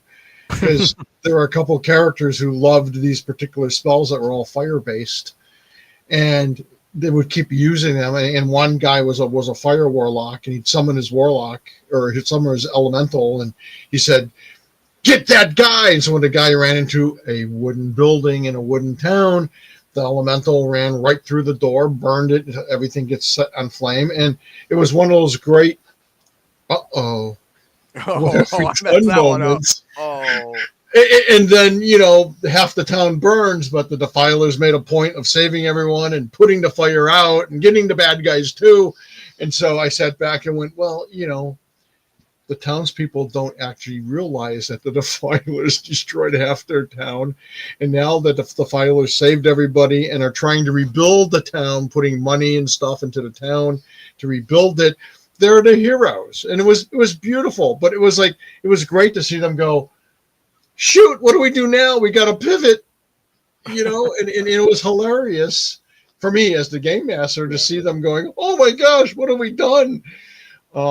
Nothing. Don't look back. Just keep running forward. Don't look back. Yeah, don't look back. Just move on. Just move on. Well, the first adventure I actually wrote and was paid for, it's never been published, was an adventure where the heroes in Rifts come upon a town that has just been hit by like a Samus patrol. They you know, the coalition suspected there's a monster or something like that living in this town, and so they come in, they hit it with a bunch of plasma missiles, fly off, and 10 Skelelots walk in to finish off anything that's left, and like CS is gone, right? And so the players come in and they're trying to take out the Skelelots while saving people and not shooting the rest of the DB townfolk, right? So that can be, and then that's the hook. The adventure after that, you know, goes and changes and it becomes really interesting. But trying to get the refugees to a place, these now refugees, right, to a place, a town that'll accept them, that they could live in, a community they could join. So that's that can be the whole hook. And if you're dealing with a group maybe that is overly combat conscious, maybe you do something like that as one of your early adventures so that they learn, and you kind of guide them along through that mental pathway of, hey, blowing up people's homes is not good. Letting innocent civilians die is not good. Yeah. Or at the very least, I don't get as much experience by doing that. Oh yeah, they'll figure that out. They'll figure it out at the end of the adventure. Like, wait a minute, how come he got 500 more experience than me? Well, he saved 10 villagers. Yeah, but I killed 50 enemies. Yeah, but he saved 10. You solved the minor problem. He got 25 XP per villager, right? Yeah. Well, there's also that distinction between was it not curing, but fixing the symptom versus actually curing the root cause. Yeah, exactly. So, and this is why I always, and the experience point system clearly states these things, right? Yeah. So you need to go. And alignments kind of tie into that as well. They do. And this is why I always say it's all about the characters and the story. It's role playing, not role killing, not, and then just a great example. And I may have mentioned this story at one point before too. And just you mentioning the dragon and whatnot. I had a great episode of the Defilers where they've got to go up against what looks like the most powerful, vicious dragon the world has ever known. And this dragon has this reputation because it just looks like a badass. And the whole Defiler group, except for one guy, 25 people, spend the entire week planning on how they're going to lay siege to this dragon. And one of the players comes to me and says, I want to sneak in and see if I can steal this item. Because they have to fight the dragons. They got to get this item. And they already talked to the dragon. They said, can we get this? Can we buy it? Can we do something for you to get it? And the dragon's like, no, go to hell. And they're like, oh, shucks. As dragons are wont to do. Yes. And it's part of his treasure hoard. And it's this really epic, mythic item, which is why, some god or godling needed it. And as they weren't actually getting it for themselves, they owed a debt to a goddess, actually, who had resurrected 2 or 3 of them from a previous adventure. And that was their mission, is they got to retrieve this helm. And so this thief goes in, and of course, his initial idea is, I'm just going to sneak in and steal it and get out. Well, the dragon sees him, and he's like, and the dragon's like, what are you doing here? And he goes, I'm a dentist, and I heard someone needed a tooth fixed. And as the game master, I'm like that is ridiculous. But I love it. I loved it, yes. And so I ran when the dragon goes, why, yes. I have this terrible pain in my back. Oh, it's the whole lion with the thorn in the paw thing. Okay, you got it. Yeah, I get it. And long story short, he has to go into this thing's mouth and fix his tooth. And he's like, oh, I see the decay. This is gonna hurt. And he's like scrapes it out and actually makes like a mortar to put into it, and all this thing. And of course, the dragon's thing was like. And he's like, well, what do you pay me for this? He goes, I'll pay you anything. I'll give you anything you want if you can fix this, because I'm in terrible pain constantly. So he fixes it. It might have been a temporary fix. He's not a real dentist. Yeah. But, as far as the dragon knows, it's fixed. And the guy was also very clever, too, because he didn't say, well, I want half your treasure or this and that and other thing. It's like, I just want that one item. And the dragon's like, great, you got it, buddy. Thanks. I feel wonderful. It's yours. The next game session, because this is all played kind of off to the side, just with this one guy a couple days before our regular game. The group comes in. They got this massive battle plan to fight and kill this dragon. And this guy already has it. It's all done. Is this what you needed right here? Yeah, I got the thing. He got tons of experience. Well, yeah. And to harken back to the thing that you talked about with the Glitter Boy, I was running a campaign that I wrote. It's the Ex Machina campaign plot point campaign, which is in my first book, Empires of Humanity, and my good buddy Matt was playing a Glitter Boy pilot, but his story was he wanted to have stolen the Glitter Boy suit. And he said, my dad was a Republican commander. I saw how the Republicans were doing things, and I thought they were kind of crazy. So he steals the Glitter Boy to try and like use it for good, not their twisted version of good. And in the course of the campaign, of course, they end up running into the Republicans, and there's this huge showdown at the end of the campaign. His dad's the commander of the Republican force. He's helping command the Allied force, fighting them, and so he ends up fighting his dad, and they're both in Glitter Boys in the climax of the final battle. And it was, there was a lot of cheering, and it was awesome. It was one of my, it's something I'll never forget, right? So, but the point with that is if your player, encourage them to have backstories, right? And have a little bit of a history to their character. You can build that out, and we built it out as the campaign progressed. But go big or go home. I was like, holy crap, his dad's a anemic or a Republican commander. Well, he's got to be the one in charge of this force, right? It'll be the perfect showdown. And there was a whole bunch of role playing going back and forth, and then the final combat. And yeah, hey, guess what? Do you think you're a great Glitter Boy pilot? Well, can you beat a Republican commander who's also happens to be your dad, who's your nemesis? I love your dad. Boom. Boom. Right. So that's but yeah.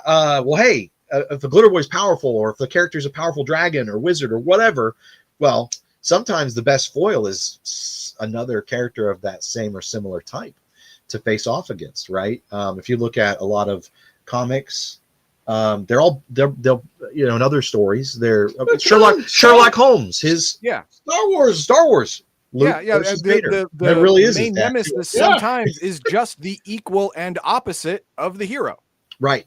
Sherlock Holmes and Moriarty. So there's a lot, you can get a lot of mileage out of that, and you obviously contextualize it to your characters and your story, but no, it could be a lot of fun to deal with it that way too, if you're worried about power levels and stuff. So, and I just want to say my favorite part of that whole discussion right there from Sean was an adventure I would never forget.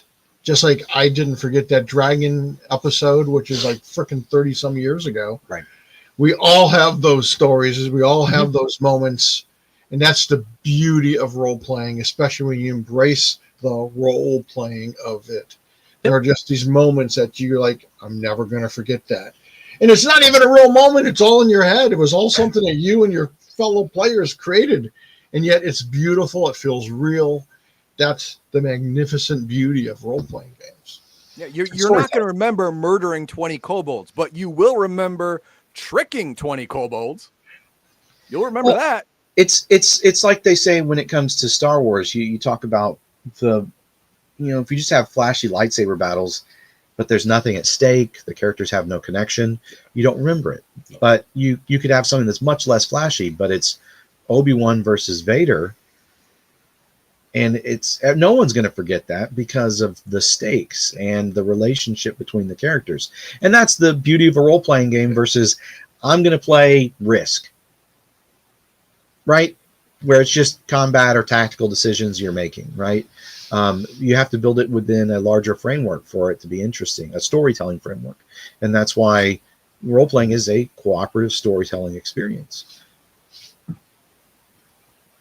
Before we go into some super chats, I've been waiting for a while here. I want to piggyback on something that, and then the second question that I've got, actually, Heathen Dog kind of mentioned a little while ago.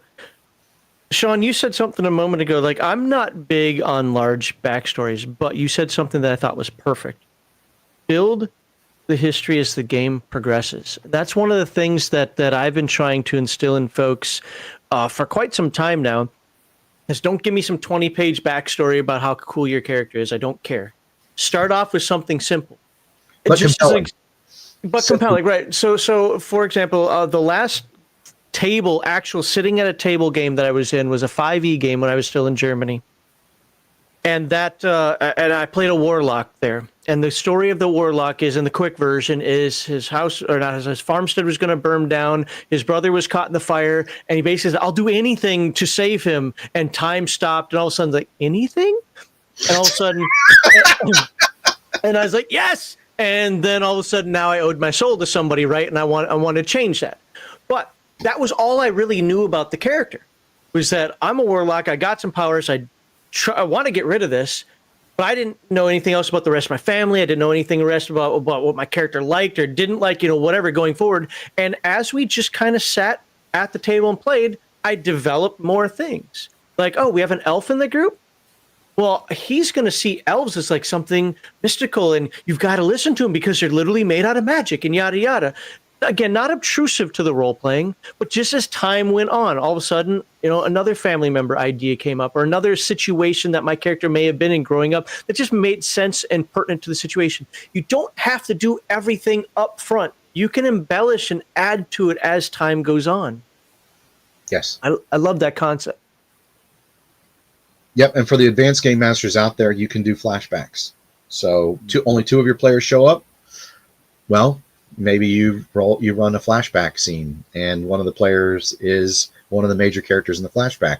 Maybe his character isn't even his character, but you take that you still give experience to his main character for what he does in that session, right? Now that is excellent, because a Palladium is a more cinematic type game, so it's really easy to take the storytelling tropes from cinema.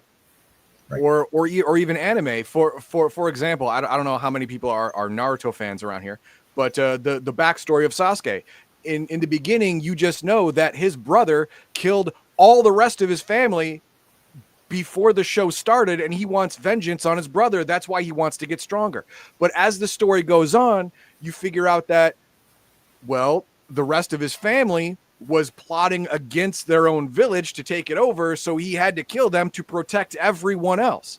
And then it goes even more, where he was actually working with the evil characters outside the village as a spy for the village, super duper double undercover, that no one knew about it. And then that created growth in Sasuke's character. As he learned these things going forward, he had to change his view on what his life was really about, what actually happened in his life. Now that he has the information on why it happened, it sparks character growth in your, if you're doing it, your character sparked growth in your character. You can now play your character differently using this new information. You can grow as a role player as well. Yep. So you can use all of those tropes as a game master, doling out background information very slowly, just like Max was saying, but in a way that is cinematically impactful. So it helps your players go a new way with an old character. Right. Well, and one of the things too is players can introduce data about their character's background too, as long as it fits within the framework. With approval with the game master, of course. And then we can all move forward with that new information. Absolutely right. Yes. And the other thing that I'll throw out there, just one of the things we ran into, it was one of the best RPG groups I've ever played with, where we had a campaign where that was happening, and I got to experience that as a player with a really fantastic game master, is even though we had decided certain things happened one way, after we did the flashback episode, whatever happened in that flashback episode was now the core canon for how things went down. Even if we had described it slightly differently, or the actions of certain characters, or who was involved, or good guy, bad guy, whenever you do the flashback, that's one of the things I'd say is the game master and the players need to realize, hey, if we do flashbacks, there's going to be a certain amount of retcon. It can't be a straight jacket. You got to allow a bit of retcon. As long as it, but again, that's the whole challenge for the game master and the players, to make sure that it doesn't disrupt the continuity. It just adds to it. So anyways, those are a little more advanced methods of storytelling, but it can be really, really fantastic. And again, a fun way to do it if a couple of players can't show up one night. It's like, oh, let's go do that. Let's do that flashback episode. All right, let's hit some of these super chats here. Yeah. I forget how far back I've got to go. And so, by the way, I have some that are not super chats that are started as well. We will get to those at the end of the stream if we have time. I haven't been ignoring everybody, but we gotta keep this moving at the same time. So Kevin Sullivan says, casuals and tourists want their Mary Sue self-insert wish fulfillment hero story. This is going back to when we were talking about why would I play, say, like a headhunter over a full combat cyborg, or why would I play the glitter boy that didn't get all the bonuses and so forth. So thank you for the $5, Kevin Sullivan. I think we talked about that pretty well though. Next one down, and yes, I'm going in timeline order here. Sorry, I think there's a $20 one in here that I missed, probably from Poly Robotics. I apologize, but I do want to get through these. Walter MC, thank you. Member for 17 months. The reason why it takes me so long to create a Rift's character is because of skill selection. As I pick my skills, the character's backstory emerges. Yeah. I mean, if you understand the setting you're in, and you understand how the OCC works, you are halfway there to having your character. The other half is the skills you take. Yep. And then you have a fully fleshed out character by the end of it. Yep. If you were paying attention to what you were doing, you have your fully fleshed out character. Yep. Michael for $10 says, Side Druid, Side Ghost, and Body Fixer with the veterinary medicine skill are the best O.C.C.s in the game. Hands down, nothing better than those. Okay. Now the Body Fixer with the veterinary skill, with all the veterinary medicine skills, that is as an excellent variant for characters who do a lot of wilderness travel and come across towns. The most important people in travel in Rifts are operators and body fixers. These are the people that are going to get you free food, free bedding, replace your horses, recharge all of your Eclipse, because they can barter. They can barter their trade, because every town has a generator that doesn't work right. Every farming village has a problem with hoof and mouth, whatever, like they all have that problem. And if you can fix that problem, they will gladly give you meals and a place to stay and fix up your gear, but before you go on your way. It is something that is amazingly overlooked, because most people hand wave the overland travel part. And it's gross. Don't do that. Yeah, anyway, I agree. That was my tirade. I'm sorry. Okay. Let's go on to the next one. Poly Robotics for $20. Thank you very much. Says, best skill for resolving problems in Palladium Books is RPG designer. That's right. Go to the source. I've had a bunch I've had a bunch of just fun polls that I put up on my YouTube chat. And I'd say about 6 or 7 of them have to do with Palladium Books, because why not? The answers are awesome. Sorry, Kevin, I know you saw it last time about people calling you at 3 a.m, but basically it's either call you at 3 a.m. or pass the buck off to Sean. That's the answer for everything right now. So just letting you know. I've been giving out your cell phone numbers, so hopefully not. Right. Every public toilet he goes into, he puts your number in. I'm sorry. I tried to pop out of it, but Yeah, our That phone number explains is a lot. For a good time, call Palladium Books. our phone number and address is on the Googles. So and on Truck Stop 27 in Alabama. Trucks up 20. Yeah. Timothy Farrelly says, does Kevin or Sean allow the Palladium Books product as a findable and usable object in their games? Actually, I thought I saw in one of the item lists in one of these books, RPG books. Rifter 9.5? No. In an actual printed book. Yeah, I've done it at least a couple times. Yeah. It might be in Dead Rain even, I think and yeah, it's too meta for me. Yeah. Holding these books gives you 5% experience bonus. No, I only play 5e inside my games. Oh, there you go. It's a mini game. There you go. Again, appreciate all the super chats and members folks becoming members here. One more super chat, then we'll get to our second and maybe even final question. Hopefully not, but we'll see. Michael for $10. Kevin, please tell my GM that it's okay for my Techno Wizard to create a Techno Wizard slaughterhouse and lumber mill that uses PPE from the cattle to create free, unlimited MDC ironwood for the town. It's like that Knights of the Dinner Table where they're killing a sheep for 1 XP each. Yeah. XP farming. Yeah. It's a that is a slippery slope. That is a slippery slope because it's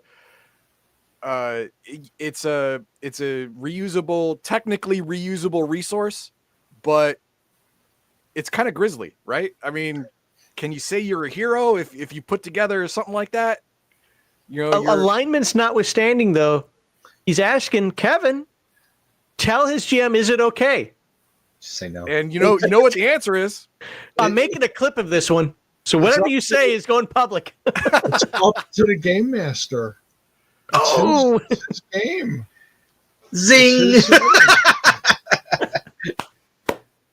And you know what's funny?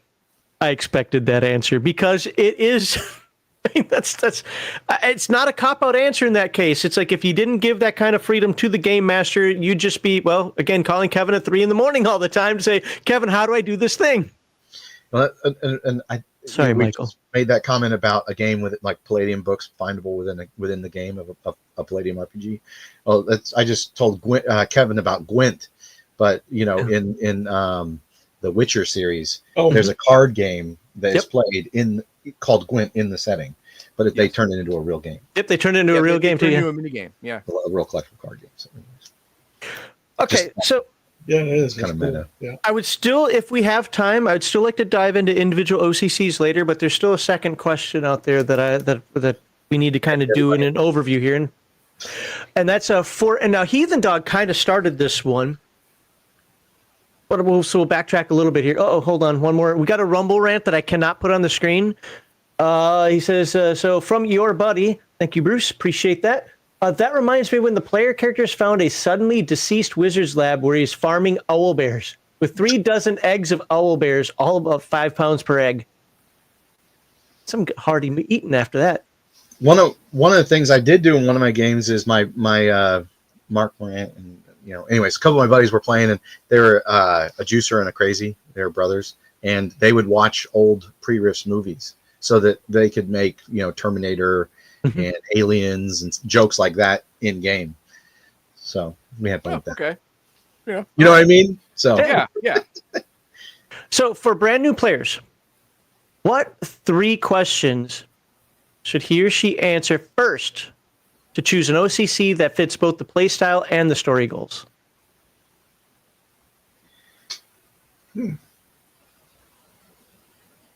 Well, I think that the big question is, how do I want to engage with this story? The game master usually has an idea for a campaign.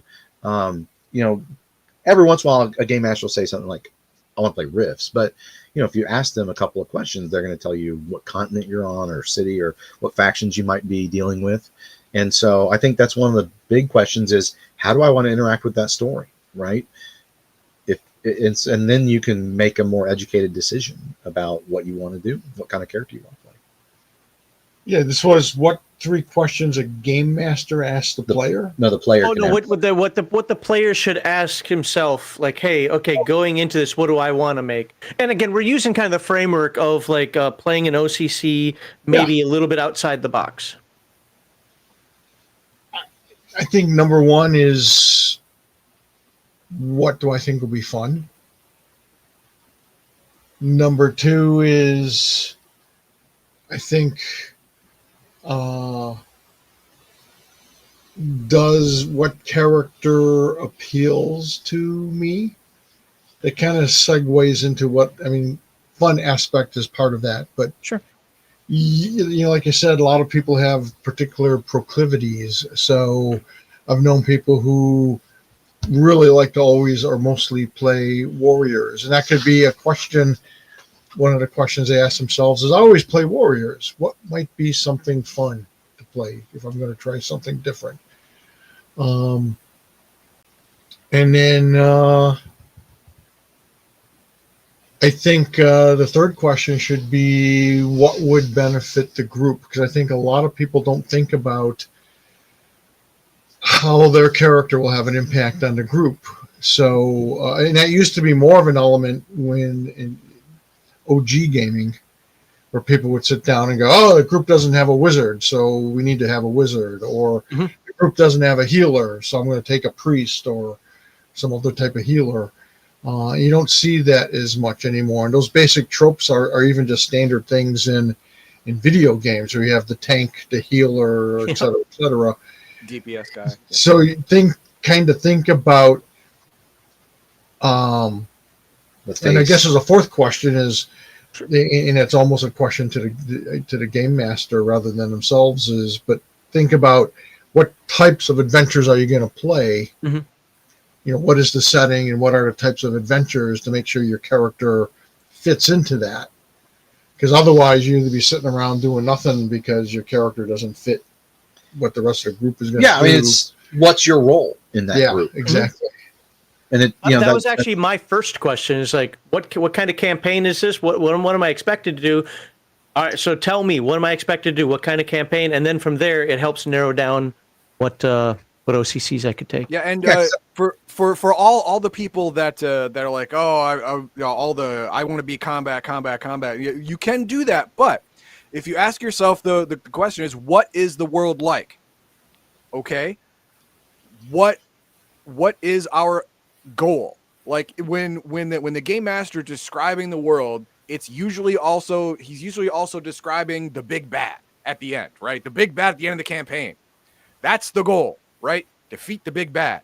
This is the world you live in. This is the big bad. Those are questions 1 and 2. And then the player character will say, okay, if I am a min-maxer combat or combat oriented guy, then I'll say which O.C.C. is most effective to get there. And then you will have fun. And you will be useful throughout the entire campaign. Now, if you want to go deeper, you want to go a little deeper, better. That's even better. You ask about the world. What's the main goal? And then you ask yourself another question. How do I help everyone get there? Everyone, not just me, everyone. Well, if you have to go to Mordor, someone's going to have to be a guide. Smeagol is not trustworthy. No, obviously. So being, for example, a wilderness scout would help everyone get to the goal. We're not going to be fighting all the time. We're going to be heading toward Mordor. So we don't want to get lost. We don't want to fall in a bog. We don't want to die from the pretty lights. Whatever it is, right? And then okay, well, what else is needed on this trip? Well, we are going to need to resupply at certain places. We're going to need somebody who either knows business or is able to, interact with people socially to get people on our side. We're going to need a paladin or we're going to need a bard or we're going to something like that. Okay, that will help everyone get to the end. And then I swear to God, if people ask those questions, they would have to have a good time because they are going to be useful almost all the time. They're going to feel like they're accomplishing something almost every adventure. And the other thing is this could also be accomplished through skill selection. And it doesn't, for instance, you could be playing a pack of dog boys. You could be playing a group of the procedural, the coalition investigative procedural around Chi-Town and the burbs that I heard someone pitch one time. You could do all kinds of stuff. You could be city rats inside a coalition megacity or tracks in the NGR. But the idea is it doesn't have to be. It could be that certain characters are focused on certain skills and personality and attributes than other characters that might even have the exact same O.C.C. So this isn't just about picking an O.C.C. to be what's obvious on the O.C.C. It just might be like, hey, this is the A team. Who's the strong guy? Who's the face? Who makes the plans? Who's who's going to pilot all the vehicles? But they all have a military background. Yeah, that's right. They could all be mercenary O.C.C., right? Exactly. Yes. You could. Oh, that would be awesome. do A Team and Rifts Yeah. Yeah. with a mercenaries campaign. Yeah. I mean, Dun, holy dun, crap, right? dun, dun, dun, dun. Former CS operatives, or commandos, mercenaries. All those fall under a very tightly linked O.C.C. tree. They can all come from the same organization, and you Could all be headhunters. You know what I mean? yeah, Who knows? super But easy. Yeah. depending on what you do, yeah. So don't think that this is only about O.C.C.s, but also your more niche role within the group and the I mean, story. And that can be a ton of fun. Yeah. If no one else can help, and if you know where to find them, call the C Team. Yeah, but in Coalition. Rifts, you're not going to be able to find them. You're never going to know where they are. I don't know. They make enough booms. Sooner or later, somebody's gonna track them. Whenever they're off duty, they're in Merktown at a bar. Yeah, there you go. There you There you go. The map is dark and full of demons. That's what Rift is. The reason why I like that question though was because I think, and Sean, again, I loved your anecdote at the end there. It's like you can play a bunch of mercenaries. I say this about old school D&D a lot, and I'm specifically talking about old school D&D where you were playing even racist class, right? Where you can have 4 people play a fighter. Well, I'm the fighter that goes sword and board. I'm the fighter that uses 200 weapons. I'm the fighter that likes to shoot bows. I'm the fighter that likes to ride a horse. They're all fighters. Right. But you create your niche, your theme through how you play it. And now Palladium goes one step further with that, with all the skills, and where, yeah, absolutely, you're going to have your core or whatever set of skills, but then when it comes to the OCC related skills, everybody goes different route. And then especially the secondary skills, you may not get a lot of them, but you get enough to even round yourself out a little more. Yeah, perfect example, the Ninja Turtles. They're like literally the exact same mutant animal. Mm-hmm. And they're all ninjutsu, but they have completely different personalities and skills and weapons, and that all rounds out into like this really great dynamic team. Or Harry Potter, they're all wizards, Right. So I mean, just think about it a little bit. Don't get too focused and caught up on the the prototypical OCC character class type ideas. Right. Yeah, no, the Ninja Turtle thing is perfect because you even have the team rules. So Yes. there's a little bit of benefit in there, but there are some very severe restrictions. You're giving for up being giving up diversity. Yeah. Right. But within that, and it's one of the reasons why I like certain games, I like certain concepts, within that construct, boom. Okay, how do I make my character unique? There's still a bunch of ways to do Ton that. of ways to do it. Yep. Yep. I love that. And I think that's what's perfect. So I know we're starting to run a little short on time. If you guys don't mind talking about a couple of OCCs here, I don't know if Heathen Dog's got something you want to I got one. Yeah. We'll talk about OCCs that you have either seen used creatively or wish were used creatively. We probably have time for you guys to give one or two, and for Max and I to give one. But it'll help the audience. It'll plant the seeds, give them ideas on ways they could go with their current characters or their newly created characters for a game that hasn't happened yet. One I'll throw out there is, and this is something that Kevin and I have been talking about a lot. In the original Rifts books, it had the Coalition Military Specialist, the Coalition Power Pilot, Coalition Grunt. Samus pilot, whatever. Right, but you don't have RPA, right? You don't have to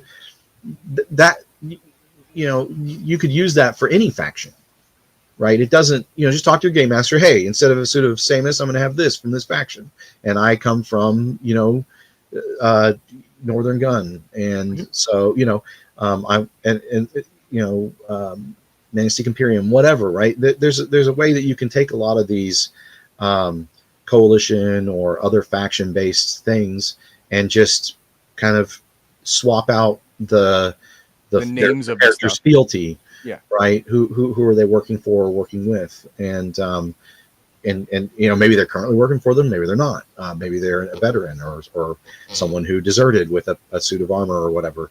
But I think that's something that's often, I think, overlooked, is people look at it as very like, well, this is only for people who used to work for the coalition. Oh, right. So you're saying like some people may think, well, he's from the Imperium, like you said, but there is no OCC that fits what he used to do in his backstory. Well, no, there is. It's a coalition OCC. You just scrub the name, and you take away all the coalition hardware, put in Imperium hardware, and Bob's your uncle.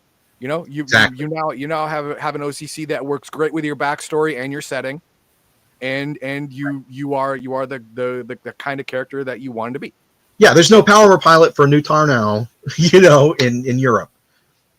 Use an OCC for a power armor pilot and give them a suit of the best suit of power armor from that faction, right? Or that they would have access to, right? There's a lot of ways you can do that, and it doesn't mean that you have to be ex-military. Maybe you're currently working on a mission for them, or maybe there's all types of ways you can swing that, because you think of this. For instance, a lot of cowboy movies, you have characters who were cavalry for the South, and now the South's gone, right? But they still have all those skills. There's just different few ways you can slice that to do a lot of different character concepts while using the coalition soldier or the RPA pilot or robot pilot, right? So, anyways, that's one that I had. Okay. Yeah, for me it's tough because it's like which OCC from which game line. I've got some written down. We don't have time for all of them, but I've got written down from Beyond the Supernatural. I even have a power category from Heroes Unlimited. I mean, you can take it from anywhere. Yeah, exactly. It just for me, there's just so many. Analysis paralysis. Yeah, exactly. So in Beyond the Supernatural, and actually in Dead Rain as well, I love seeing people play what we are calling in the game ordinary people. So rather than playing one of the post-apocalyptic OCCs, which have all kinds of cool bonuses and neat stuff, and in Beyond the Supernatural, you could play all kinds of psychics. And when I write Beyond Arcanum, you can play wizards and magic users. But playing an ordinary person can be shockingly fun. Mm-hmm. Oh, I get it. It's not post-apocalyptic. Society still exists. You need a normie on your team. Well, get along. It's just the whole team, or maybe the whole team is normie. Yeah, I've had games where the whole team just plays an ordinary person who, say in the case of Beyond the Supernatural, are all exposed to a supernatural event that they can no longer deny that demons aren't real. It's like Buffy the Vampire Slayer. Yeah, exactly. Yeah. To be fair, no one wants to be Xander, but all right, whatever. But there was only one Slayer, though, right? Right. Fair. And I mean, just it's a lot of fun, and it makes a lot of sense, especially in those two environments, because like if the zombie apocalypse happened right now, we are who we are, and we're going to use our skills and experiences and to survive the best we can and to help each other survive. And it just, I don't know, it feels good. Now, by the way, I'm not suggesting we should play ourselves. I always hate games where it's like you're playing yourself, and I'm like, I don't want to play myself. Do you know me? I play myself every day. I'm not that great. Exactly. So I just wanted to mention that comes off right on the top of my head. I actually would like in the future, and it's one of the things I kind of have in my list of things to pitch to you guys. I actually want to have an entire episode on just talking about playing normies. Specifically, what I was looking at were the ones that was it the Magic and Mysteries book, I think it's called?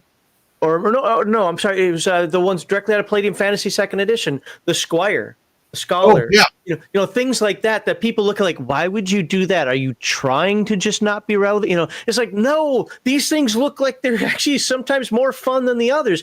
I'd actually like to have an entire show on that with you guys and talk about how to do that. But I don't know if it'd be the next one, but definitely like. Well, that's an example of you can do that too as a game master. You sit down with your players and you say, "This is what we're going to do."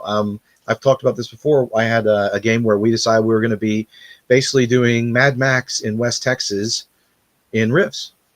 And so we had to pick characters that fit that. Nobody was a glitter boy pilot. Nobody was a hatchling dragon.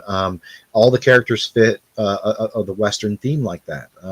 So I had a Psy Stalker gunslinger, and so there's that you can do that, and that can be really fun especially if you put down those boundaries early on. Yeah. And the rewards can be great, right? If you're able to solve the problems, the game master is going to be rewarding you appropriately with experience, right? Yeah, because think about it, a major challenge to a normie is different than a major challenge. Yeah, it's a minor challenge to a board. Yes. Yeah, okay. Yeah, if that group takes out, an evil wizard, that's a big deal. Yeah, that's a huge deal. Yeah, like I've seen them do it.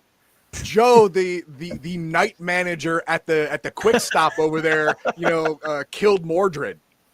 Dude, right. he's boss. The only thing he knew how to do was fix the slushy machine, and he's saving the world. What the hell, man? I want to know his story.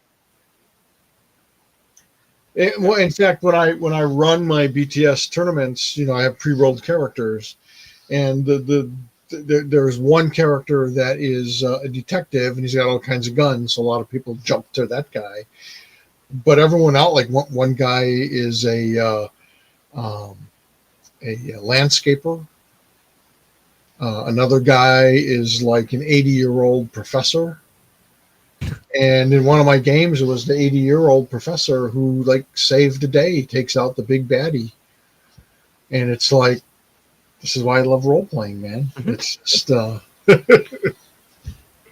it's great stuff.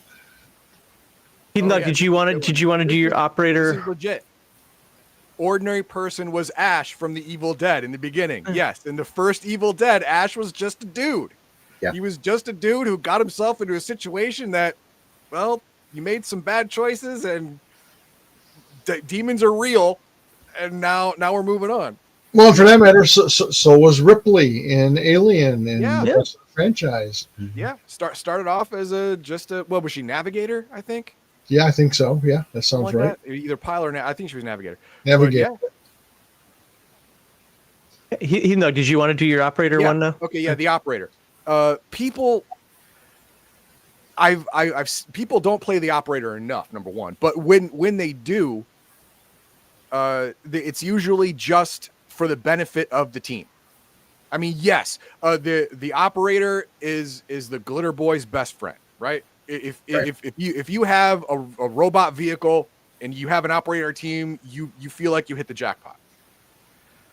But the operator can be so much better. I spoke about it earlier, where you go to a town, small, moderately sized, large town, doesn't matter. This is Rifts. This is the wilderness that wants to kill you with a creature around every corner. There is no super manufacturing facilities. Parts don't exist. There's always something broken that they can't fix. There's always something that they can't manufacture because no one in the town has the skill or the ability or whatever. You as an operator can fix that hydro dam. You as the operator can fix that generator. You can set them up with solar power. You can do all of this stuff. And the people will be appreciative. You will get, facilities to repair your armor beyond the whatever percent that you can do in the field. That even the operator in the field can only do 10-15% on armor, but before you need proper facilities, just patching it up, there's only so much you can do. But if you befriend a moderately sized town, they may have facilities that can get it back up to 100%. But you will leave them better than where you started. They're not only going to be appreciative of you, give you food, give you lodging, recharge your equipment, whatever. But when you come back, they're going to welcome you with open arms. But a lot of the people who play operators don't use this aspect of them. It's just something left on the table. Yeah, and if you're playing an operator, I mean, your character can open, in some ways, more doors than even a cyber knight. Yeah. Right? It doesn't matter the affiliation of the town. They're going to want to be friendly with an operator. Heroes of the people, it's all great, but I got to eat. Well, that's the thing is, operator can be the hero of the people because he can fix that factory, like you said, he can fix your factory, the tractor, or maybe even the factory. But you know, your mill that car, grinds the flour, like you said, your generator, your medical whatever that might be broken. Yeah, the vault who needs a new water chip. Yeah, or there you go. Fallout thing, or Fallout 1. If they had an operator, the plot would have self-resolved. Anyways, right. and if you convert the truck they use to get their grain to market, give it more MDC or even a gun to fight off animals, man, they're going to build a freaking statue to you. Or boost the, there's ley line activity, radios don't work the distance, the maximum distance signal boosters. So you boost the signal in the middle of an oncoming monster or demon siege, right? And now you're the hero, right? You were the one that did the critical thing. Yeah. Building fortifications, right? Designing fortifications, set up alarms or cameras. Early warning system for attacks in the fields while people are digging up rice or grain or whatever, carrots in the field. They sometimes just get ambushed by monsters. Well, not anymore. Well, we have an early warning system. You capture a piece of coalition equipment. Most of the time, those have theft deterrents and all types of stuff. An operator. Probably going to be able to make short work of that kind of stuff. Yep. Deactivate that stuff. There you go. So we can talk about the expectation. The stupid. You're a hero forever. They'll just like in Firefly, Janestown. They'll build a statue and sing songs about you for a generation or two, just because you got their thresher working, and now they can feed their children. Yep. Let's take this to the next step, though. What are even more creative ways that somebody can play an operator that might be a little bit unexpected? Because that's more the expected way that the operator plays. But people don't, but should. Yes, that's fair. But moving outside the box a little bit, what are some interesting things? How about this? What are some interesting things that you've seen in your games that wow, I never expected somebody to play an operator that way, but it works perfectly. I've never seen it, but I've thought about it. What if you played your operator as a saboteur? Oh yeah, kind of like a sapper. You are a covert agent saboteur. You are sent in to disable, disrupt enemy communications and enemy mobile units, stuff like that. As an operator, you have all those psychic powers and skills on top of it to really put a literal monkey wrench into everything. And I have seen it played that way, and it's great. I was about to say the same thing. Get hired by them. Right, they don't know who you're allied with. Hire me to fix the problem I created. I love it. Everyone's gonna hire an operator thinking, I give him money, he's on my side, but he's really a spy, right? Yeah, he's really sabotaging everything. Push of a button, your whole systems go down, and then the rebels come and or you go in and cause the problem and be like, I can fix this for you. Oh yeah, you sneak in, cause a problem, and then suddenly just come around the next day. It's just a simple traveling operator. Well, you're lucky that I was here today. Yeah, I know your alignment. Don't come in the next day. Come in 2 days later. There you go. Yeah. It would be too coincidental. And you want the client to be more desperate. Yeah. You can't fix it. Don't worry, I can fix it. I had an entire list of them here that I thought could be interesting, but I'm going to go with one. I mentioned it before the stream started. I really want to hit that other one too. I don't know. Every time that I've been in a Rifts game and somebody's played a burster, I just really feel that the person is just playing Beavis. If you remember the whole fire, it's just that's all it is. I would love to hear some interesting ways that somebody can play a burster that isn't just, oh my God, what can I light on fire next? This is so fun. Oh man, a burster would be the greatest firefighter chief of a town made of wood ever, because bursters can absorb and put out fires. Okay. And when your town is made of wood, that's a really good dude to have around. I like that as a concept. How does that work for a party? Oh, see that's a problem. I came up with a concept. That's all.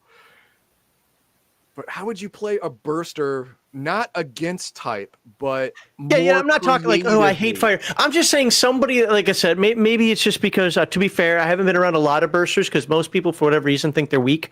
But when I am around them, it's like, or I talk to people who played Rifts. They're always like, oh, yeah, and I let this on fire, and I let that on fire. I get fire is your shtick, but there's got to be more to the class than that. Yeah, There's got to it be doesn't more. come with an automatic psychosis. Right. Right. That's what it seems to. Let's see. A burster concept doesn't. I go mean, against you could type. totally play the burster like a superhero. Human Torch type dude. Like Human Torch type. Yeah, I mean, look, Okay. that's the thing is a burster doesn't have to be some psychopath, and they could have a code of honor, and right. they could be a wandering, gunslinger bringing peace to the wild wilderness. It doesn't just because. Yeah, I think people look at things and sometimes there's that like lowest common denominator. Yes. I'm just going to be nuts and burn things down, and who cares, and watch the fires burn. But no, I mean, you can take your character all different types of ways. And I don't, yeah, I really think that, Yeah, I didn't, especially with your skill choices. Yeah, absolutely. I didn't get that feeling of I'm a pyromaniac when you're saying just fire, fire, fire. I mean, yes, your focus is going to be using fire. I thought is what you're trying to say, which is true. But yeah, fire for fire's sake is what a lot of people play bursters as. Yes. Yeah, and I think that's where it's like, hey, it's too much of a trope. And if you want to play a trope, that's fine. But you know what I mean? Like, don't be disruptive to the group and the story. Yeah. And like Sean, I really always did see the burster as sort of not as powerful Human Torch. I always saw him as a hero. And he can use his fire abilities for lots of different things that might come up. As an example, burster as a gourmet chef. I was just about to say, especially when you're out in a wilderness, how many people know how to light a fire? I mean, of course, they're modern people, right? So you assume they pull out the fire kit or their lighter. But, I mean, he can set that fire and keep it safe in the wilderness. So you're not setting the fucking forest ablaze. Sure. He can use fire not just against creatures that are vulnerable to fire, but, most animals are afraid of fire. So that can keep wild animals and even domestic animals. If you're trying to herd or control some animals, you can use fire. There's a lot of different applications to the burster if you really stop and think about it. I mean, it's not just a pyromaniac. I never intended him to be a pyromaniac. And now we know the rules for cooking MDC food. There you go. Burster if you have cook. a burster, you can cook MDC flesh and make it edible. There it is. Rhino buffalo steak, anyone? As well as SDC food. Oh, okay. How about this one? Burster, but his background as a kid, his powers came into fruition at the very beginning of puberty, but his dad was a blacksmith. He learned the blacksmith trade because, he could run the furnaces. Yeah. He's got a traveling forge. Because one of his powers is super fuel flame. So you could actually, super fuel the furnace to create much better product at the end, much purer metals at the end. And again, you can use it for, that same power you can use to create flaming barriers. I never saw the burster as just a guy who shoots out fireballs. What about a traveling preacher? Fire and brimstone. You control, fire and brimstone preacher, right? You could. That'd be Yeah, perfect yeah. for a world like Rifts too. Oh my God. No, you're absolutely right. No. Not just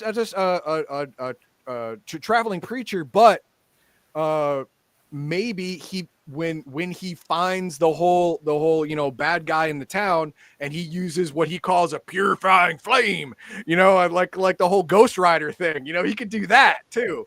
It's got the whole Ori thing going on from Stargate. You could also do the kind of thing, yeah. the kind of monk thing. I mean, like psychics meditate and all this kind of stuff. Sure. Maybe you take martial arts and your character is all about like unarmed combat and focusing on his now abilities. You're avatar type right, you're a firebender, monk, right? you know, like fighter, you know, psychic kung fu fighter, right? Yeah, heck, maybe see if your game master lets you bust out ninjas and super spies, and there you go, there it is. You know? Yeah. I want some kung fu. you pay the skill choices for it, right? But Yeah, and the number of attacks per round is going to be different. And Right. Bob, your uncle. Yep. All right. Well, there were a few more that we could have covered, but I think our time for today is over on this. What we covered at the end there, not just with the burster, but even with the operator and so forth. The idea there was to spark your imagination and not always play every Glitter Boy, every Cyber Knight, every Nega Psychic, every what was the one I wanted to talk about next? The Magic Weapon from Heroes Unlimited. I see people poo-pooing that one all the time. You can make these things absolutely interesting.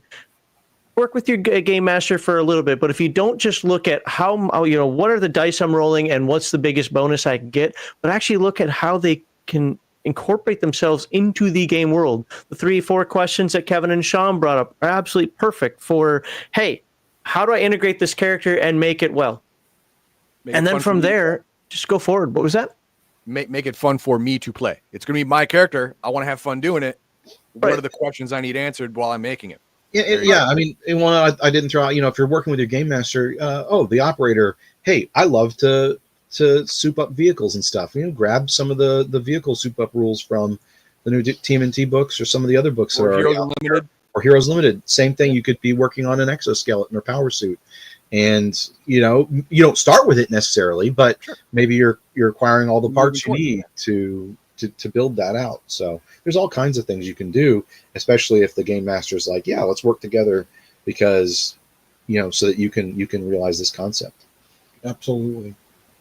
Nice. All right, let's run through our last bit of chat here, and then we will bid a fond adieu to our favorite co-streamers. That's what they are now. They're co-streamers. So, didn't even know what he's talking about today, but he's a favorite co-streamer. Love that. I'm telling you, I had a good laugh at that. I loved it. CPK 4791, another $5. Thank you very much, sir. A Zapper posing as an operator. Zapper, I heard that before. What was that? That's the electrical kinesis. Oh, that was that a Rifter, right? Yeah. No, Okay. It's in Skyscape. Yeah. Okay, I knew it had to be a book that he not covered. Propulsion Manhunters as well. Yes. I mean, just think of the Zapper as the Burster's cousin. One uses flame, one uses energy. Yeah, that's interesting because you can make a lot of things run if you can control electricity, right? Right, especially if you took different mechanic skills and stuff like that. Uh-oh. Sean, are you a clone of Kevin? No. He has tons of hair.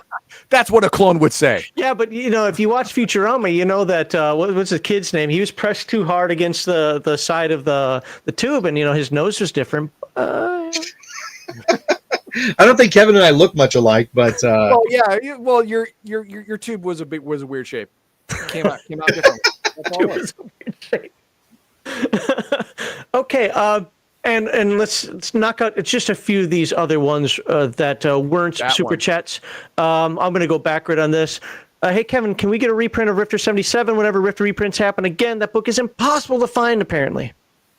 Yes. Okay, there you go. Here we go. Jim Cody says, "Good afternoon, Palladium rocks." That is all. Thank you, Jim Cody. Appreciate it. Dave and Nemosic said, "Kevin, thanks for keeping Palladium non-political." Oh, my pleasure. We're all Truly. tired of that. And I thought I had a couple more starred, but apparently I did not. So that is all. No, this one. Operator plus burster equals train engineer team. You are not wrong, son. If you want to run a steam train from point A to point B, operator burster as a pilot and engineer, that's your go-to combo. That is an operation that prints money.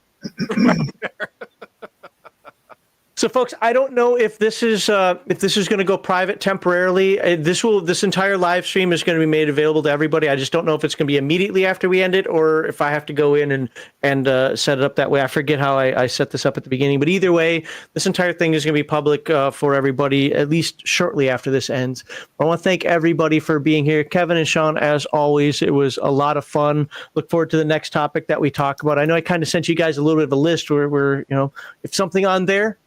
If you guys prefer that, let me know. Else we'll just pick something on there and we'll move forward. I know there's a bunch of people that want to know about that. How the hell do you run a game for 26 people? So that might be sooner rather than later. But Sure. we've got a few other topics on there. And if Heathen Dog does finally do the shifter I thing, have to now. Polyrobotics has thrown so much money at my face and virtually kicked me in the groin so many times. I have to respond. I'm looking forward to it. ooh, look at that. Challenge accepted. I'm going to set it up so we got Bulleted Sean over list. there. Bulleted list with page numbers and citations, sir. Yep. Wow. Yep. Wow. Well, and you know what? Just go watch the beginning of the stream. Heathen Dog, Polyrobotics has set That you is up. the format right there. Book, page number. If you want to put line number, do that too. There you go. All right, guys. Thank you very much to everybody out there. Special thanks for all the super chats. And we made over $300 today. Now, YouTube takes its cut out of that, but that's absolutely amazing. Thank you. And that's not even counting the membership. So you guys are awesome. I'm glad we had a giveaway on Friday for the members only live stream because apparently you guys deserved it. So one more. Oh my God, these things pop right in as I'm trying to Minnesota. Goodbye, you. For $10, Kevin Sullivan says goodbye, Here it is, Kevin. here it is. Boom Well- Gun and Sean Rifter. Man, I was actually thinking about making him shifter now, but I had a reason for that. One, obviously, the little argument, right? Yeah, But two, the shifting between Savage to Palladium. But it just didn't sound right. Sean Shifter. Robertson. I don't know. It was funny. Shane Hensley, after when I got involved, we had some really great Kickstarters and crowdfunding, and Shane used to jokingly call me Master of the Riffs, but Sean I feel like that's this guy, but Sean Redux Robertson. Sean Redux. There And you you'll go. understand why Yep. A few pretty months. soon. Yeah. I was thinking about transdimensional Sean. Oh, it just like I was thinking that too. I was like, I wouldn't mind transdimensional Robertson. That would be cool. transdimensional Robert. Sean transdimensional Robertson. We can do. I don't know if you're allowed to come up with your own though. But anyway, Yeah. Well, you suggested there's it. a rule I about just bringing wanted up to- your own nickname. It's like an ancient thing. We'll have I don't a know. I don't think poll. you can do it. do a poll. All right. Anyway, for all the folks out there, thank you very much. And next week, you're not here next week, are you, Heathen Dog? Or are you here next week, but not the week after? Yeah, not the week after. No. So I'll do be you? in Vegas. Okay, we'll figure out. We'll do something different for next week then, since I don't want you starting your new thing and then just being gone. So we'll figure out what we're doing next week. This Friday on Game Master Insight, I don't even know what I'm doing. What am I doing? I have a schedule over here. I am doing in May already. Oh my God, how RPGs bring us together. Aw, look at that. Aw. And how RPGs bring us together, connecting with others, fostering and understanding respect, lasting bonds, and creating new perspectives. There we go. Those are the 4 main topics. Look forward to seeing everybody then. I hope each and every one of you has a wonderful week.